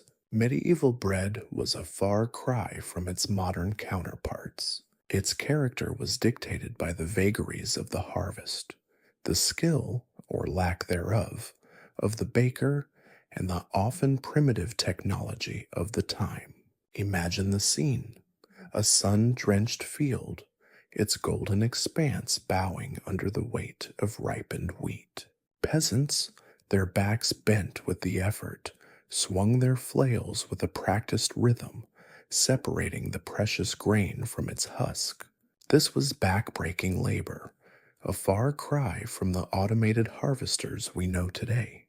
The separated grain that needed to be threshed, winnowed, a process of separating the grain from the chaff, and finally ground into flour. The grinding itself was a process that could consume hours. Think of massive, heavy stones painstakingly turning on their axes, powered by human or animal muscle. The resulting flour was far from the refined white powder we're accustomed to. It was often coarse, speckled with bits of brawn, a testament to the less sophisticated milling techniques. This coarser texture, however, played a vital role in the nutritional value of the bread, offering a wealth of fiber that our modern refined loaves often lack. The actual baking process was just as fraught with potential for disaster. Medieval ovens, often fueled by wood, were temperamental beasts. Maintaining a consistent temperature was a constant battle, demanding considerable skill and experience from the baker. Too hot, and the bread would burn to a crisp, a charred sacrifice to the capricious oven gods. Too cool, and the bread would remain doughy, a breeding ground for all sorts of undesirable microorganisms. The outcome, quite literally, could be a matter of life or death. The types of bread available varied drastically depending on social class. The wealthy could afford finer, whiter loaves made from the best wheat flour, often enriched with eggs, milk, and spices. These were the breads of feasts, of celebratory occasions, and they were a far cry from the coarser fare of the commoner. Imagine the aroma, a delicate dance of yeast and wheat, spiced with hints of saffron or perhaps a touch of ginger. This was a luxury bread, light and airy, a far cry from the harsh reality of peasant bread. For the peasantry, however, bread was a simpler affair. Their daily bread was made from a coarse, dark flour, often containing rye or barley in addition to wheat. This bread, often dense and heavy, held its own distinct flavor and aroma, quite different from the breads we are used to. It was nutritionally dense and provided the calories needed for hard physical labor. This bread was the lifeblood of the working class and held a different significance than the aristocratic delicacy. These loaves were frequently leavened with sourdough starter, a natural fermentation process that relied on wild yeasts. This process, while adding to the flavor and texture, was also susceptible to contamination. Mold and other unwelcome additions could easily find their way into the dough, rendering it unpalatable or even worse, dangerously toxic. The risks were far greater than any modern baker could imagine. The use of baking soda or yeast in later centuries offered a measure of consistency and cleanliness, although the unpredictable nature of medieval ovens continued to present significant challenges. The consequences of poor bread making could be severe. Imagine a village plagued by a mysterious illness, its inhabitants weakened by digestive problems, and perhaps worse, ergot poisoning. Ergot, a fungus that could infest rye and other grains, produced powerful toxins capable of causing hallucinations, convulsions, and even death. The symptoms of ergot poisoning, often manifesting as gangrene or terrifying hallucinations, were blamed on witchcraft in many cases. The dancing mania and other outbreaks of mass hysteria across medieval Europe could have had their roots in contaminated bread. One can almost taste the anxiety in the air as the baker waited for the loaves to emerge from the oven. Every loaf was a gamble, a silent prayer for a successful bake. It was a gamble on food security, on health, on survival itself. The success or failure of the bake directly affected the whole village's livelihoods. This constant concern about bread quality reveals a fascinating contrast with our modern world. Today, we can walk into any supermarket and find a wide array of breads, ranging from white sliced to sourdough to artisan rye. We can select from a large variety of choices, with standardized baking methods ensuring consistency. We rarely consider the journey that brought the bread to our table. The industrialization of baking has removed much of the risk and uncertainty that was an intrinsic part of the medieval process. We have the luxury of choice and consistency, a level of safety and reliability that the medieval baker could only dream of. Their bread was far from a passive foodstuff. It was a visceral symbol of their daily struggle for survival, constantly vulnerable to the whims of nature, the vagaries of technology, and the unpredictable nature of life. The humble loaf, so often overlooked in modern society, holds a story far richer and more complex than we may realize. It's a story of toil, triumph, and sometimes tragedy, a story etched into every crumb of its ancient past. Chapter 3: From Medieval Meat Pile to Modern Buffet, a culinary time travel. Let's step back from the humble loaf for a moment and consider the grand spectacle, or rather, the often chaotic mess that was a medieval feast. Forget those romanticized paintings depicting elegantly arrayed tables laden with gleaming silver and perfectly formed dishes. The reality was frequently far more visceral. Imagine, if you will, a scene of near organized chaos. A vast hall, dimly lit by flickering torches and candles, the air thick with the scent of roasting meat, spiced wine, and something vaguely unpleasant that we'll politely attribute to a lack of modern sanitation. The sheer scale of a medieval feast is almost incomprehensible to the modern palate. Think less of a carefully curated culinary experience and more of a culinary free for all. Tables groaned under the weight of entire roasted animals: boars, deer, swans, their glistening carcasses a testament to both the hunter's skill and the cook's somewhat less than refined approach to presentation. These weren't neatly portioned cuts of meat.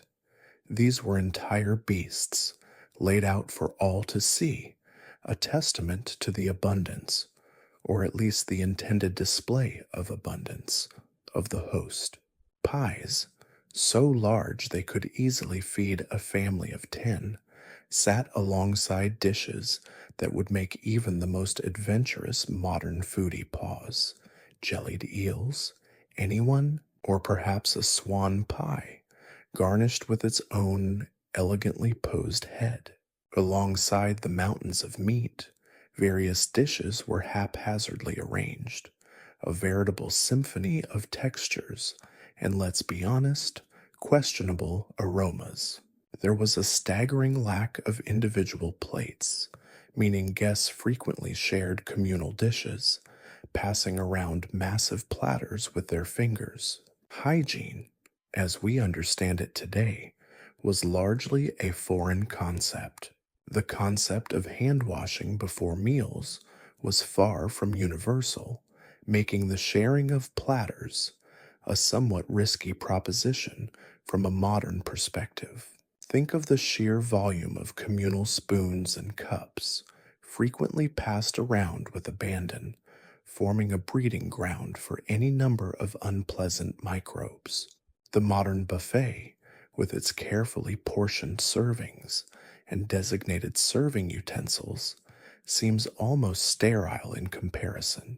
The medieval feast was a truly immersive experience, a sensory overload of sights, sounds, and smells that would undoubtedly be overwhelming for someone accustomed to the gentler and more sanitized ambiance of a modern all you can eat establishment. Now consider the eating habits themselves. Medieval diners were not known for their delicate table manners. There was no such thing as politely declining a second helping. Gluttony was almost considered a virtue, a testament to the host's generosity and the guest's appreciation. Indeed, the more you ate, the more you showed your appreciation of the host's efforts. It was a competitive affair, one that frequently concluded with guests, often nobility, intentionally inducing vomiting in order to make room for further indulgences. A charming image, is it not? A high ranking noble, elegantly dressed, discreetly emptying the contents of his stomach, so to speak, before diving back into the culinary morass. The contrast with modern buffets, where portion control is generally encouraged, albeit not always followed, is quite striking. Buffets today offer variety, but largely within the realm of predictability.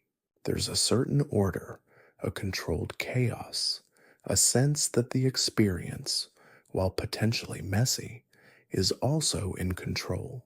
In contrast, a medieval feast was pure chaos, an unrestrained torrent of food, drink, and occasionally something rather unhygienic. Let's not overlook the preparation of the food itself. Medieval kitchens were, to put it mildly, less than ideal environments. Imagine a room sweltering with heat, filled with the constant clatter of pots and pans, the pungent smell of smoke mingling with the aroma of roasting meats and fermenting liquids. Accidents were common, as were intentional acts of sabotage. Poisoning, whether accidental or deliberate, was a constant, unsettling possibility. Imagine a cook, overworked and underpaid, adding a little something extra to the soup destined for a rival family, hoping to eliminate the competition in a rather brutal culinary battle. Our modern kitchens, with their stainless steel counters, automated appliances, and carefully regulated temperature control, seem almost alien in comparison. The level of safety and hygiene we expect today would have been unthinkable in the medieval period. The careful attention to food safety regulations, rigorous inspection standards, and the sophisticated technologies employed in food preparation all contribute to a stark contrast between the medieval and modern culinary landscape. Beyond the practical aspects of food preparation and consumption, let's also consider the social context. A medieval feast wasn't just about sustenance, it was about social status, political power, and displays of wealth. The abundance of food served was a clear signal of the host's power and influence, a way to impress guests and solidify alliances. Think of the careful selection of game, the exotic spices, the elaborate displays of culinary creativity, all designed to impress and intimidate. Modern buffets, while often elaborate, generally lack this overtly political dimension. The focus is typically on variety and affordability, rather than displays of social power. It's about filling your plate and your belly, rather than subtly negotiating political alliances. Modern society has moved away from using food as such an overt demonstration of power. We're more subtle in our display of wealth and social standing these days, thankfully. And what of the actual ingredients? The diversity available to the modern diner is truly astounding. Our globalized food system puts a plethora of products from around the world at our fingertips. Medieval diets, on the other hand, were heavily reliant on locally sourced ingredients, with seasonal variations playing a significant role in what was available. Imagine the reliance on preserving techniques like salting, smoking, and pickling to ensure food security throughout the year. The lack of refrigeration meant that food spoilage was a constant threat, leading to a greater focus on preserving methods and consequently on a diet heavily weighted towards items with a longer shelf life. The reliance on these preservative techniques also contributed to the unique flavors and textures of medieval food. Imagine the saltiness of preserved meats, the pungent aroma of pickled vegetables, the slightly off-putting flavor of foods that have been preserved using less than perfect methods. The experience of tasting a medieval dish would be something else entirely compared to the relatively predictable flavors of our modern cuisine. The subtle artistry of the contemporary chef, with access to a global array of herbs and spices, is a far cry from the often challenging and creatively limited methods of the medieval cook. In conclusion, The comparison between a medieval feast and a modern buffet highlights not just a culinary evolution, but a fundamental shift in societal values and priorities. The sheer scale, the lack of hygiene, the focus on abundance and displays of wealth all represent a world vastly different from our own.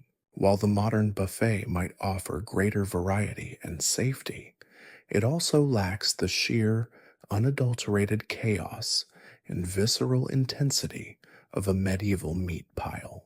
Ultimately, the expression eat like royalty in the medieval period often meant enduring a truly grueling culinary experience, one that involved not just a surfeit of food, but a healthy dose of risk. We can now indulge in a wider range of flavors with considerably less risk and with significantly improved standards of hygiene, all while still experiencing the joyful social aspect of a shared meal, a significant improvement on the chaotic conditions of medieval feasts. Perhaps in this context, we should raise a glass, a clean glass preferably, to modern culinary advancements and the increased value we place on the safety and quality of our food. Now let's delve into the fascinating and occasionally stomach churning evolution of food safety and sanitation. The journey from the medieval meat pile to the modern buffet is a tale of remarkable progress, punctuated by moments of horrifying realization and groundbreaking discoveries. Imagine stepping into a medieval kitchen, the air thick with smoke, the sounds of clanging pots and pans a constant din, and the overall ambiance. Well, let's just say it wouldn't pass a modern health inspection. The concept of food safety, as we understand it today, was largely absent.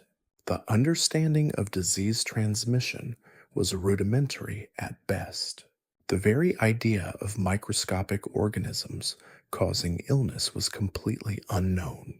Food poisoning was frequently attributed to supernatural causes or imbalances in the humors, rather than the presence of harmful bacteria or parasites.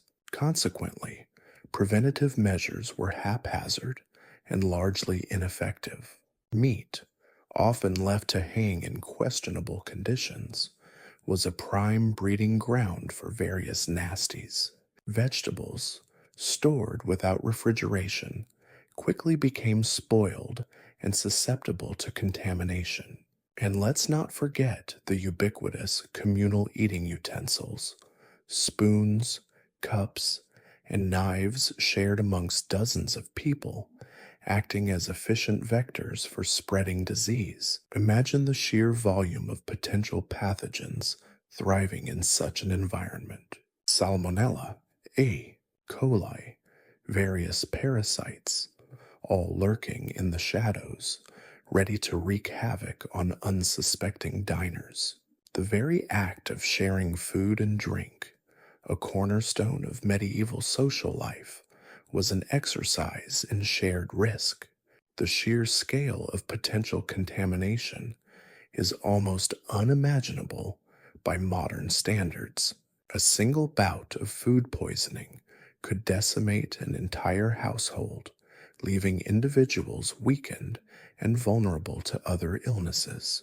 The concept of personal hygiene was also remarkably different. Regular hand washing, a fundamental aspect of modern food safety, was far from commonplace. The belief in miasmatic theory, that disease was caused by bad air, often led to practices that were, ironically, counterproductive to good hygiene. People might wear perfumed clothing or burn incense to mask foul smells, but they were unlikely to wash their hands regularly. The medieval period wasn't entirely devoid of attempts at food safety, however rudimentary. Salting, smoking, pickling, and drying were crucial preservation techniques. aimed at extending the shelf life of food and preventing spoilage. These methods weren't foolproof, of course, and they often altered the taste and texture of food in ways we might find unappealing today. But they were essential in preventing widespread starvation and, to some extent, reducing the risk of certain foodborne illnesses. The shift towards a greater understanding of food safety began slowly, evolving alongside advancements in scientific knowledge. The development of the microscope in the 17th century was a game changer. For the first time, scientists could see the microscopic world, including the bacteria and parasites responsible for many foodborne illnesses. This observation fundamentally altered our understanding of disease transmission and paved the way for more effective sanitation practices. Louis Pasteur's work on germ theory in the 19th century was pivotal. His experiments demonstrated the role of microorganisms in causing disease, leading to a paradigm shift in how we approached hygiene and food safety. Pasteurization, the process of heating liquids to kill harmful bacteria, was a direct result of his research and had a profound impact on public health. It effectively transformed the dairy industry and significantly reduced the incidence of foodborne illnesses associated with milk and other dairy products. Robert Koch's contributions were equally significant. His work on identifying specific bacteria responsible for particular diseases, including anthrax and tuberculosis, further solidified the germ theory and led to more targeted approaches to disease prevention. The ability to identify the specific cause of an illness greatly enhanced the development of effective treatment and preventative measures. The understanding that a specific germ could be the cause of disease allowed for far more effective methods of prevention, targeting the microorganism that caused it. These scientific breakthroughs were gradually incorporated into public health policies and practices. The introduction of clean water systems, improvements in sanitation infrastructure, and the development of food handling regulations were all crucial steps in reducing the incidence of foodborne illnesses. The establishment of food inspection agencies, responsible for monitoring food production and distribution, played a critical role in enforcing standards and ensuring food safety. The 20th and 21st centuries have witnessed an explosion in our understanding of food safety, driven by advancements in microbiology, biotechnology, and food science. Sophisticated techniques for detecting pathogens, such as PCR and ELISA, allow for rapid and accurate identification of harmful bacteria and viruses. Improved packaging methods, enhanced refrigeration technologies, and the development of food irradiation all contribute to extending the shelf life of food and reducing the risk of contamination. Today, food safety regulations are far more stringent and comprehensive than in any previous era. Stringent quality control measures are implemented at every stage of the food production process, from farm to table. Traceability systems allow for the rapid identification of contaminated products and prompt recalls, limiting the spread of foodborne illnesses. Consumer education plays an equally crucial role, emphasizing the importance of safe food handling practices and promoting awareness of foodborne illness risks.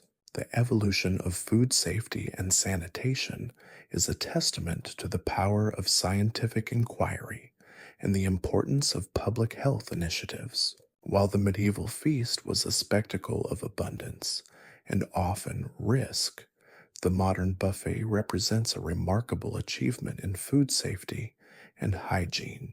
The difference reflects not just a culinary evolution, but a profound change in our understanding of disease, sanitation, and our collective responsibility for safeguarding public health.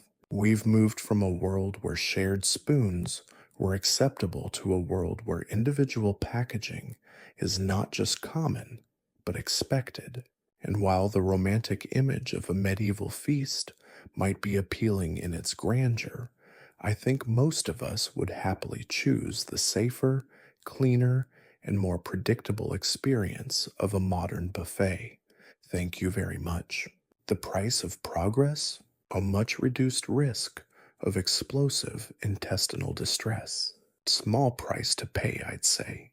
The contrast between the medieval and modern approaches to food safety extends beyond simply the handling of food. Consider the very architecture of food production. The medieval kitchen, a hot, smoky, chaotic space where countless individuals were working in close proximity, offered an ideal environment for the rapid spread of disease. The modern food processing plant, on the other hand, represents an advanced technological marvel. Stainless steel surfaces, automated equipment, controlled temperature and humidity levels, and rigorous cleaning protocols all contribute to maintaining a high level of sanitation. The difference is as striking as the difference between a thatched roof cottage and a high-tech skyscraper, and the benefits of these advances are undeniable. Foodborne illnesses, once a common and often fatal occurrence, are now significantly less prevalent in developed countries. Improved sanitation, coupled with better food handling practices and robust regulations, has dramatically reduced the incidence of outbreaks. The modern food system, despite its challenges, is remarkably effective at delivering safe and nutritious food to a global population. Furthermore, consider the role of technology in enhancing food safety. Rapid diagnostic techniques, advanced preservation methods, and sophisticated traceability systems all contribute to a greater level of control and monitoring. This technological prowess allows us to identify and respond to threats quickly and efficiently, minimizing the potential impact of foodborne outbreaks. The journey from medieval meat pile to modern buffet is, in essence, a testament to human ingenuity and progress. It's a story of gradual advancements in scientific understanding, coupled with a growing awareness of the importance of hygiene and public health. While the medieval feast might have been a spectacle of excess, it was also a risky venture. The modern approach, while perhaps lacking some of the romanticism of the past, is infinitely safer and more sustainable. And that, I believe, is a feast worth celebrating. Now, let's consider the dizzying array of culinary choices available to us today, a stark contrast to the rather limited and often unappetizing options available to our medieval ancestors. Imagine a typical medieval peasant's diet, a monotonous cycle of bread, grains, and whatever vegetables were in season, and hopefully not already infested with unwanted guests. Meat was a luxury, consumed mostly on special occasions or by the wealthier classes. The thought of a daily rotation of fresh strawberries, mangoes, or even a simple salad of mixed greens would have been utterly foreign, even fantastical. The globalization of food has transformed our plates in ways that would have been inconceivable to medieval people. Spices once considered valuable treasures, meticulously guarded and traded along perilous routes, like the Silk Road, are now common kitchen staples. Imagine the astonishment of a medieval cook if presented with a chili pepper, a clove of garlic from a distant land, or the fragrant warmth of cinnamon from faraway shores.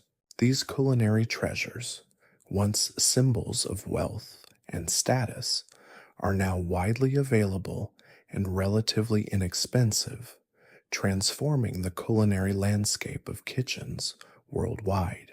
The sheer variety of ingredients at our disposal is astonishing. We can choose from a vast spectrum of fruits, vegetables, meats, grains, and dairy products from all corners of the globe. A modern supermarket is a global culinary bazaar, a testament to centuries of trade, exploration, and agricultural innovation. The ease with which we can access these ingredients is something our medieval counterparts could only dream of. The journey from farm to table, while occasionally fraught with its own complexities, is infinitely faster and more efficient than in the medieval period. Furthermore, the preparation and presentation of food have undergone a dramatic transformation. Medieval cooking techniques, while often ingenious given their limitations, were largely defined by preservation needs. Salting, smoking, pickling, and drying were essential for preserving food in a time before widespread refrigeration. The resulting flavors, often strong and pungent, differed greatly from the refined tastes of modern cuisine. While some modern chefs strive to emulate these techniques, many of the resulting tastes might be unappealing to modern palates, accustomed as they are to fresher, more varied flavors. Modern culinary techniques are incredibly sophisticated. Advances in food science and technology have allowed for innovative cooking methods, creating dishes unimaginable in the medieval era. From sous vide cooking to molecular gastronomy, the possibilities are endless. The range of culinary styles available is also a testament to global exchange. Italian pasta, Indian curries, Mexican tacos, Thai stir fries, the world's cuisines have blended and intermingled, resulting in an extraordinary culinary melting pot. Consider the concept of seasonality, a guiding principle of many modern chefs, which contrasts sharply with medieval realities. While medieval diets were heavily influenced by seasonal availability, access to ingredients via global supply chains has largely liberated modern cuisine from such constraints. A medieval cook would have been bewildered by the ability to find fresh asparagus in the middle of winter, a commonplace occurrence in many modern societies. This ability to transcend seasonal limits has significantly broadened the range of culinary possibilities. Even the seemingly simple act of consuming a meal has changed dramatically. Medieval dining was often a communal affair, characterized by shared utensils and a relative lack of individual portions. Food was often served on large platters or bowls, requiring diners to share spoons and knives. The concept of personal hygiene, as we understand it today, was barely established. The potential for disease transmission in this communal setting was significant and a frequent source of foodborne illness. Today, we enjoy the relative luxury of individual plates, cutlery, and serving dishes. Hygiene standards have drastically improved, with a much greater emphasis on food safety and sanitation. The very act of eating has become a more personalized and refined experience, albeit less boisterous and perhaps less community focused than in medieval times. Beyond the practical aspects of food production and consumption, the social significance of food has also evolved dramatically. In medieval society, food played a critical role in social hierarchies and power dynamics. Lavish feasts were used to demonstrate wealth and status, while the diets of the peasantry reflected their lower social position. Food was a potent symbol of social order. In modern society, while food still holds social significance, the dynamics have shifted. The globalization of food has, in a way, democratized access to a wider range of ingredients and culinary styles. While disparities in access to nutritious food undoubtedly persist, the potential to experience a diverse range of cuisines and culinary traditions is far greater than in medieval times. Food is now a far more dynamic component of cultural exchange and social interaction. Consider the role of food in modern celebrations and social gatherings. Birthdays, anniversaries, holidays. Food is integral to these occasions, offering a means of expression, shared enjoyment, and social bonding. In contrast, while feasts were significant events in medieval society, the emphasis was often on display of wealth and status rather than the shared pleasure of culinary experience. Modern food culture is also marked by a growing awareness of nutrition, health, and sustainability. Concerns about food allergies, dietary restrictions, and the environmental impact of food production are shaping modern eating habits and culinary practices. These concerns were largely absent in the medieval period, where the primary concern was simply procuring enough food to survive. The contrast between medieval and modern food culture is therefore not simply a matter of technological advancement or improved hygiene. It represents a profound shift in how we relate to food, both in terms of production, consumption, and social significance. The medieval meat pile, with its abundance and inherent risks, stands in sharp contrast to the modern buffet, with its diverse options, emphasis on safety, and broader accessibility. The globalized plate, with its cornucopia of flavors and ingredients, reflects a complex tapestry of culinary traditions and a far more interconnected world. The journey from a shared trencher to individually plated meals is a journey not just across centuries, but across cultures and an evolving understanding of our very relationship with food. The modern food system, for all its imperfections, offers choices and possibilities that were simply unimaginable in the medieval era.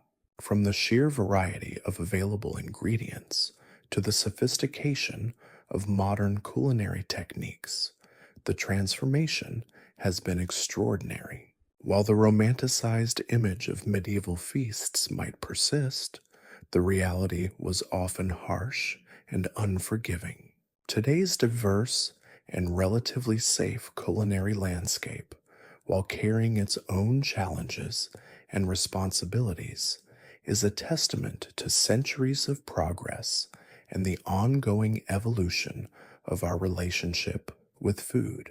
It is a story of global interconnectedness, culinary innovation, and an increasingly complex understanding of the vital role food plays in our lives, societies, and our very health. And that, my friends, is a culinary tale worth savoring.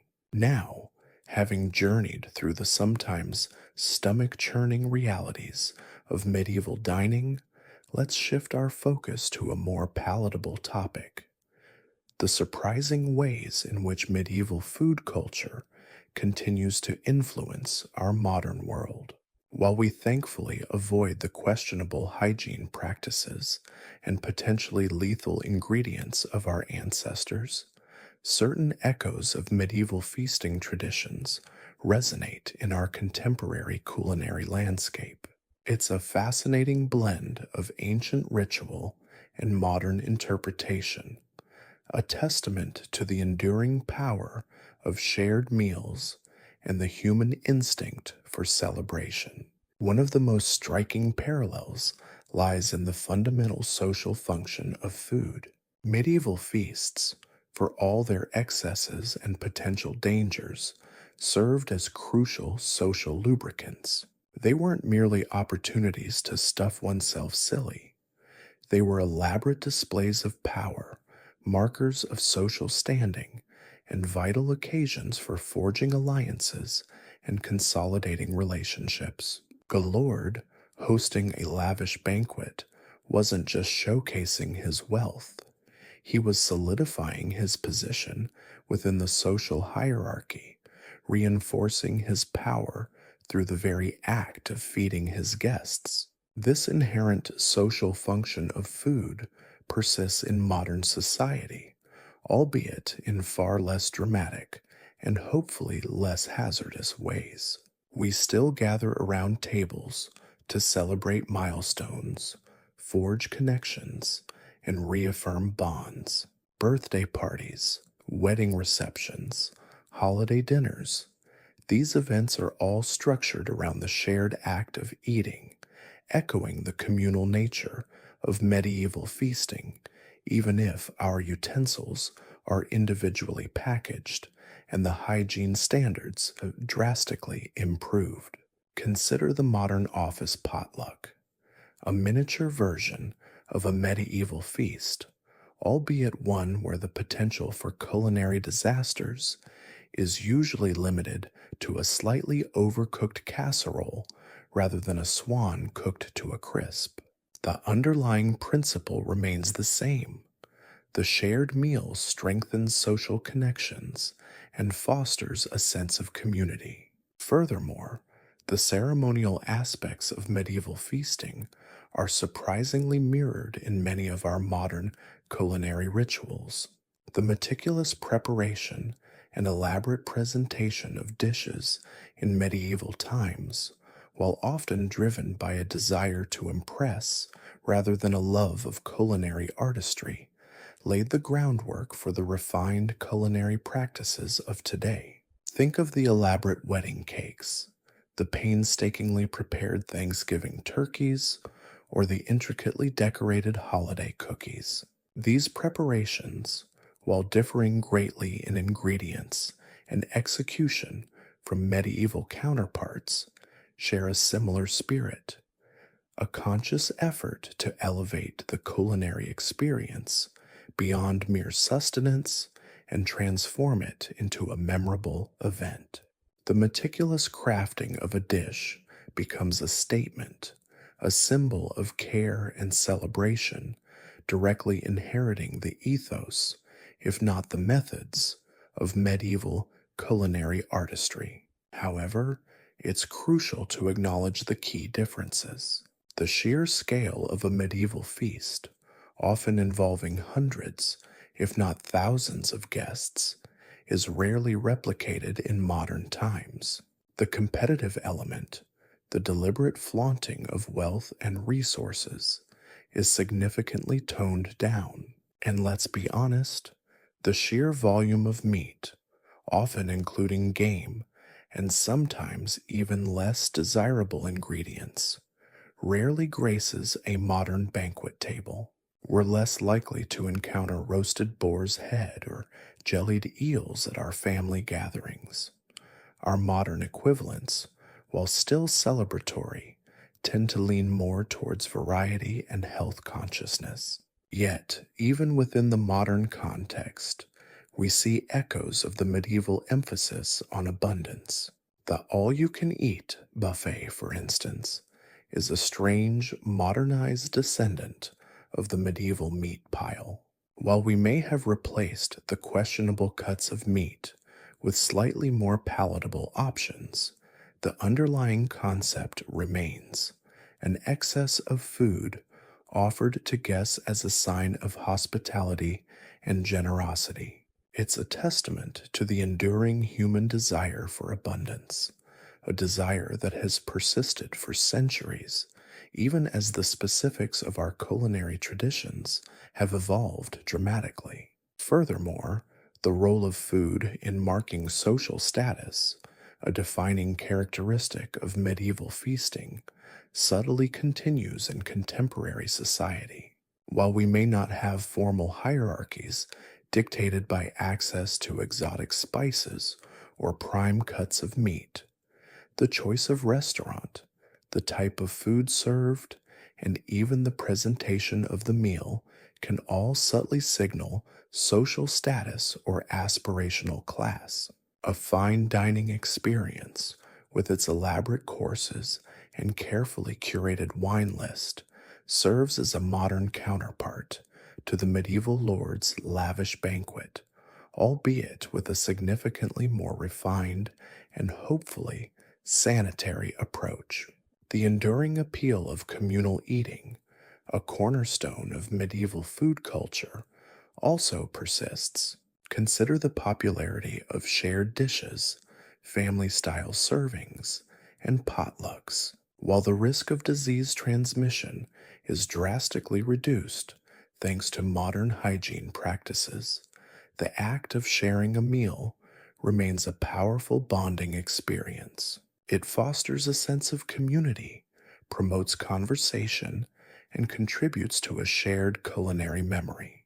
The communal trencher might be a thing of the past, but the spirit of shared eating and conviviality lives on.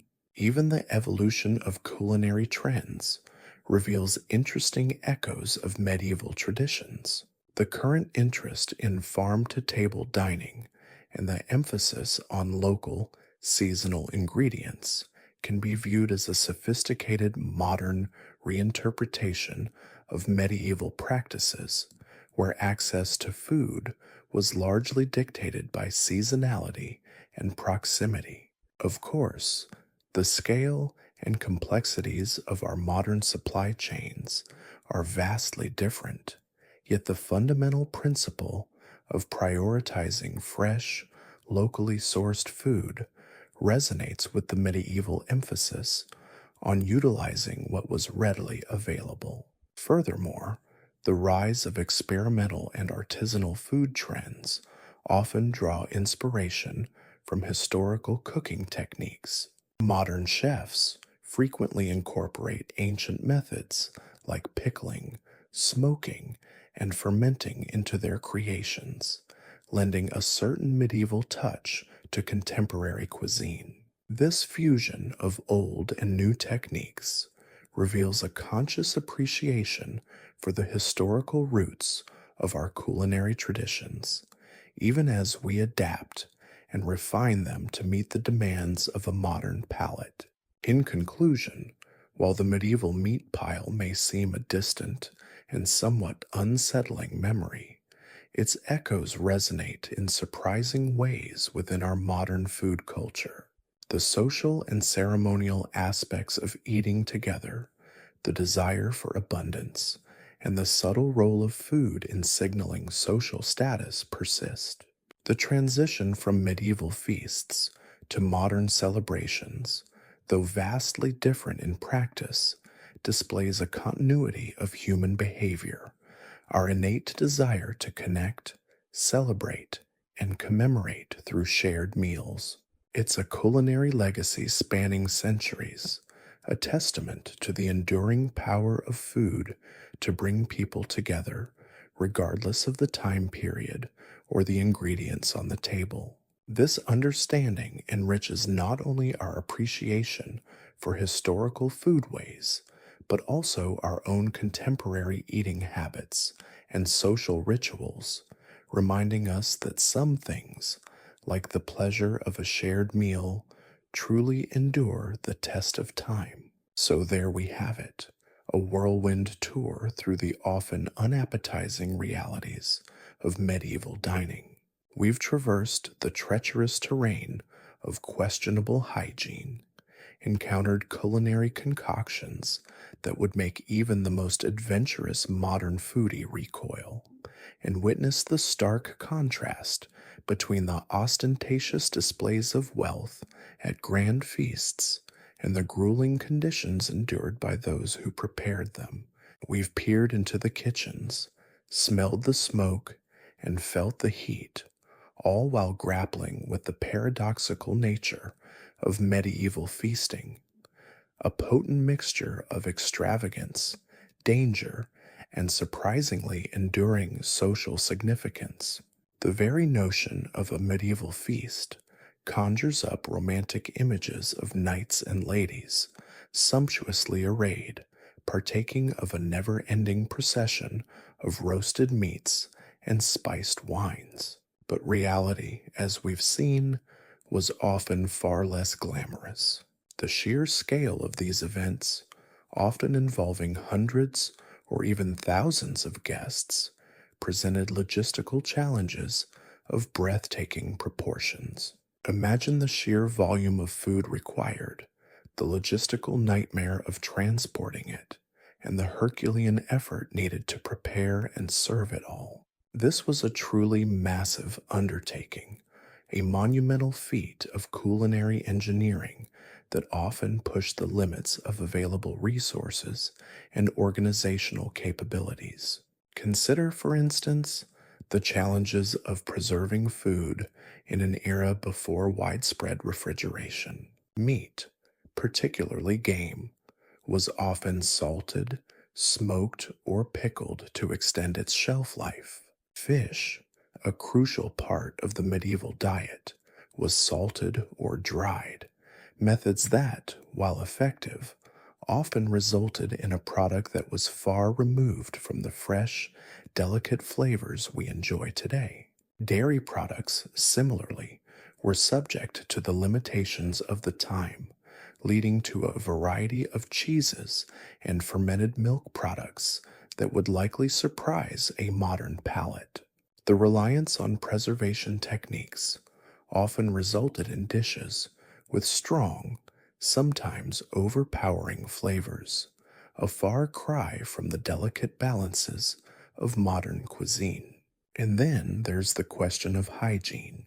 The standards of cleanliness in medieval kitchens, to put it mildly, were abysmal.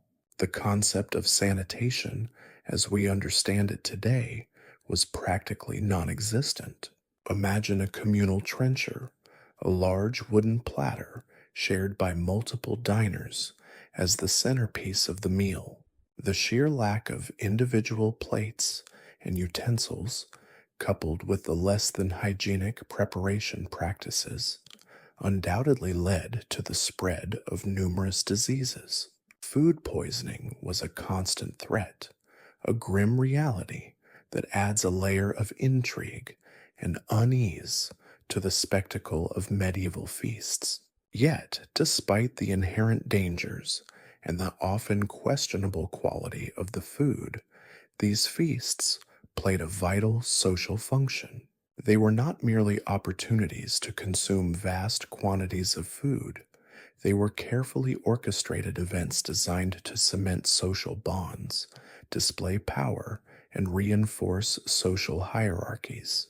The lord of the manor, by hosting a grand feast, demonstrated his wealth and influence, solidifying his position within the community.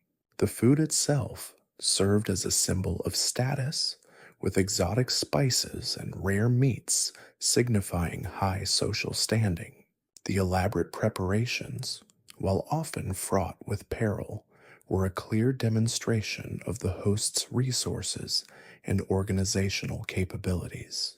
But the significance of medieval feasts extended beyond mere ostentation. These events also served as crucial occasions for political maneuvering, alliance building, and the negotiation of power. Consider the intricate protocols and etiquette surrounding these gatherings. The seating arrangements, the order of service, the distribution of food and drink, all these elements were carefully considered, each detail carrying symbolic weight. The seemingly trivial aspects of medieval feasting, therefore, were often loaded with political and social significance, showcasing a sophisticated understanding of power dynamics and social interaction. The contrast between the lavish excess of these feasts and the often grim realities of their preparation is a stark reminder of the inequalities inherent in medieval society. While the nobility indulged in a veritable orgy of food and drink, those who labored to produce and prepare it often lived in squalor, enduring hazardous conditions and risking their health for the sake of entertaining the elite. This social disparity, so clearly evident in the stark contrast between the banquet hall and the kitchen, serves as a poignant commentary on the social structures and power dynamics of the medieval world. And now, having explored the often unsettling realities of medieval feasts, we can turn to the enduring legacy of this culinary tradition. While we thankfully avoid the unsanitary practices and potentially lethal ingredients of our ancestors, certain echoes of medieval feasting traditions persist in our contemporary culinary landscape. The fundamental social function of food, the ritualistic aspects of meal preparation, and the subtle signaling of social status through culinary choices all resonate with modern practices. We may have replaced the communal trencher with individual plates and the roasted swan with more palatable fare, but the underlying principles of communal celebration and social signaling remain remarkably intact. The all you can eat buffet, for example, can be seen as a strange modern descendant of the medieval meat pile.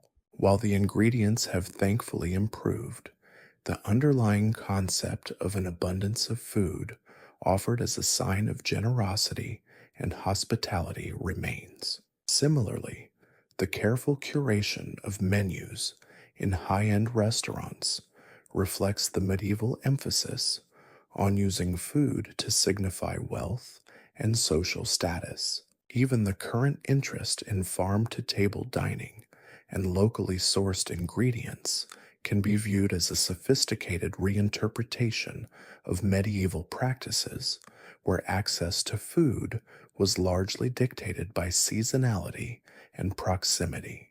Furthermore, the continuing popularity of shared meals, whether family dinners, potlucks, or communal feasts at festivals, highlights the enduring importance of communal eating.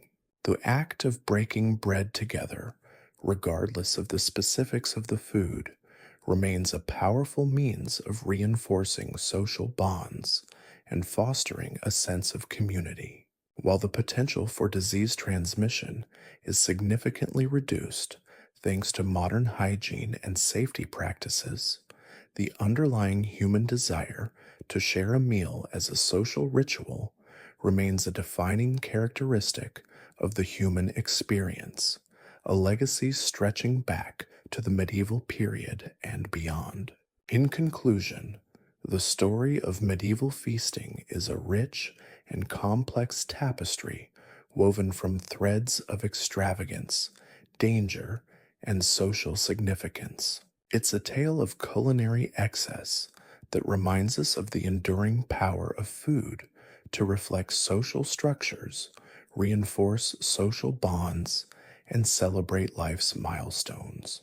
The journey from the medieval meat pile to the modern buffet reveals not only a remarkable evolution in culinary practices and hygiene standards, but also a surprising continuity in the underlying human motivations and social rituals that surround the shared act of eating.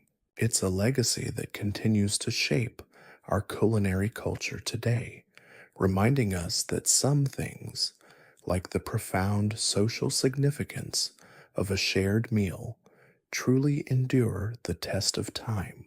And perhaps, just perhaps, it also offers a healthy dose of perspective, making our modern culinary experiences seem a little less mundane and a little more appreciate in comparison.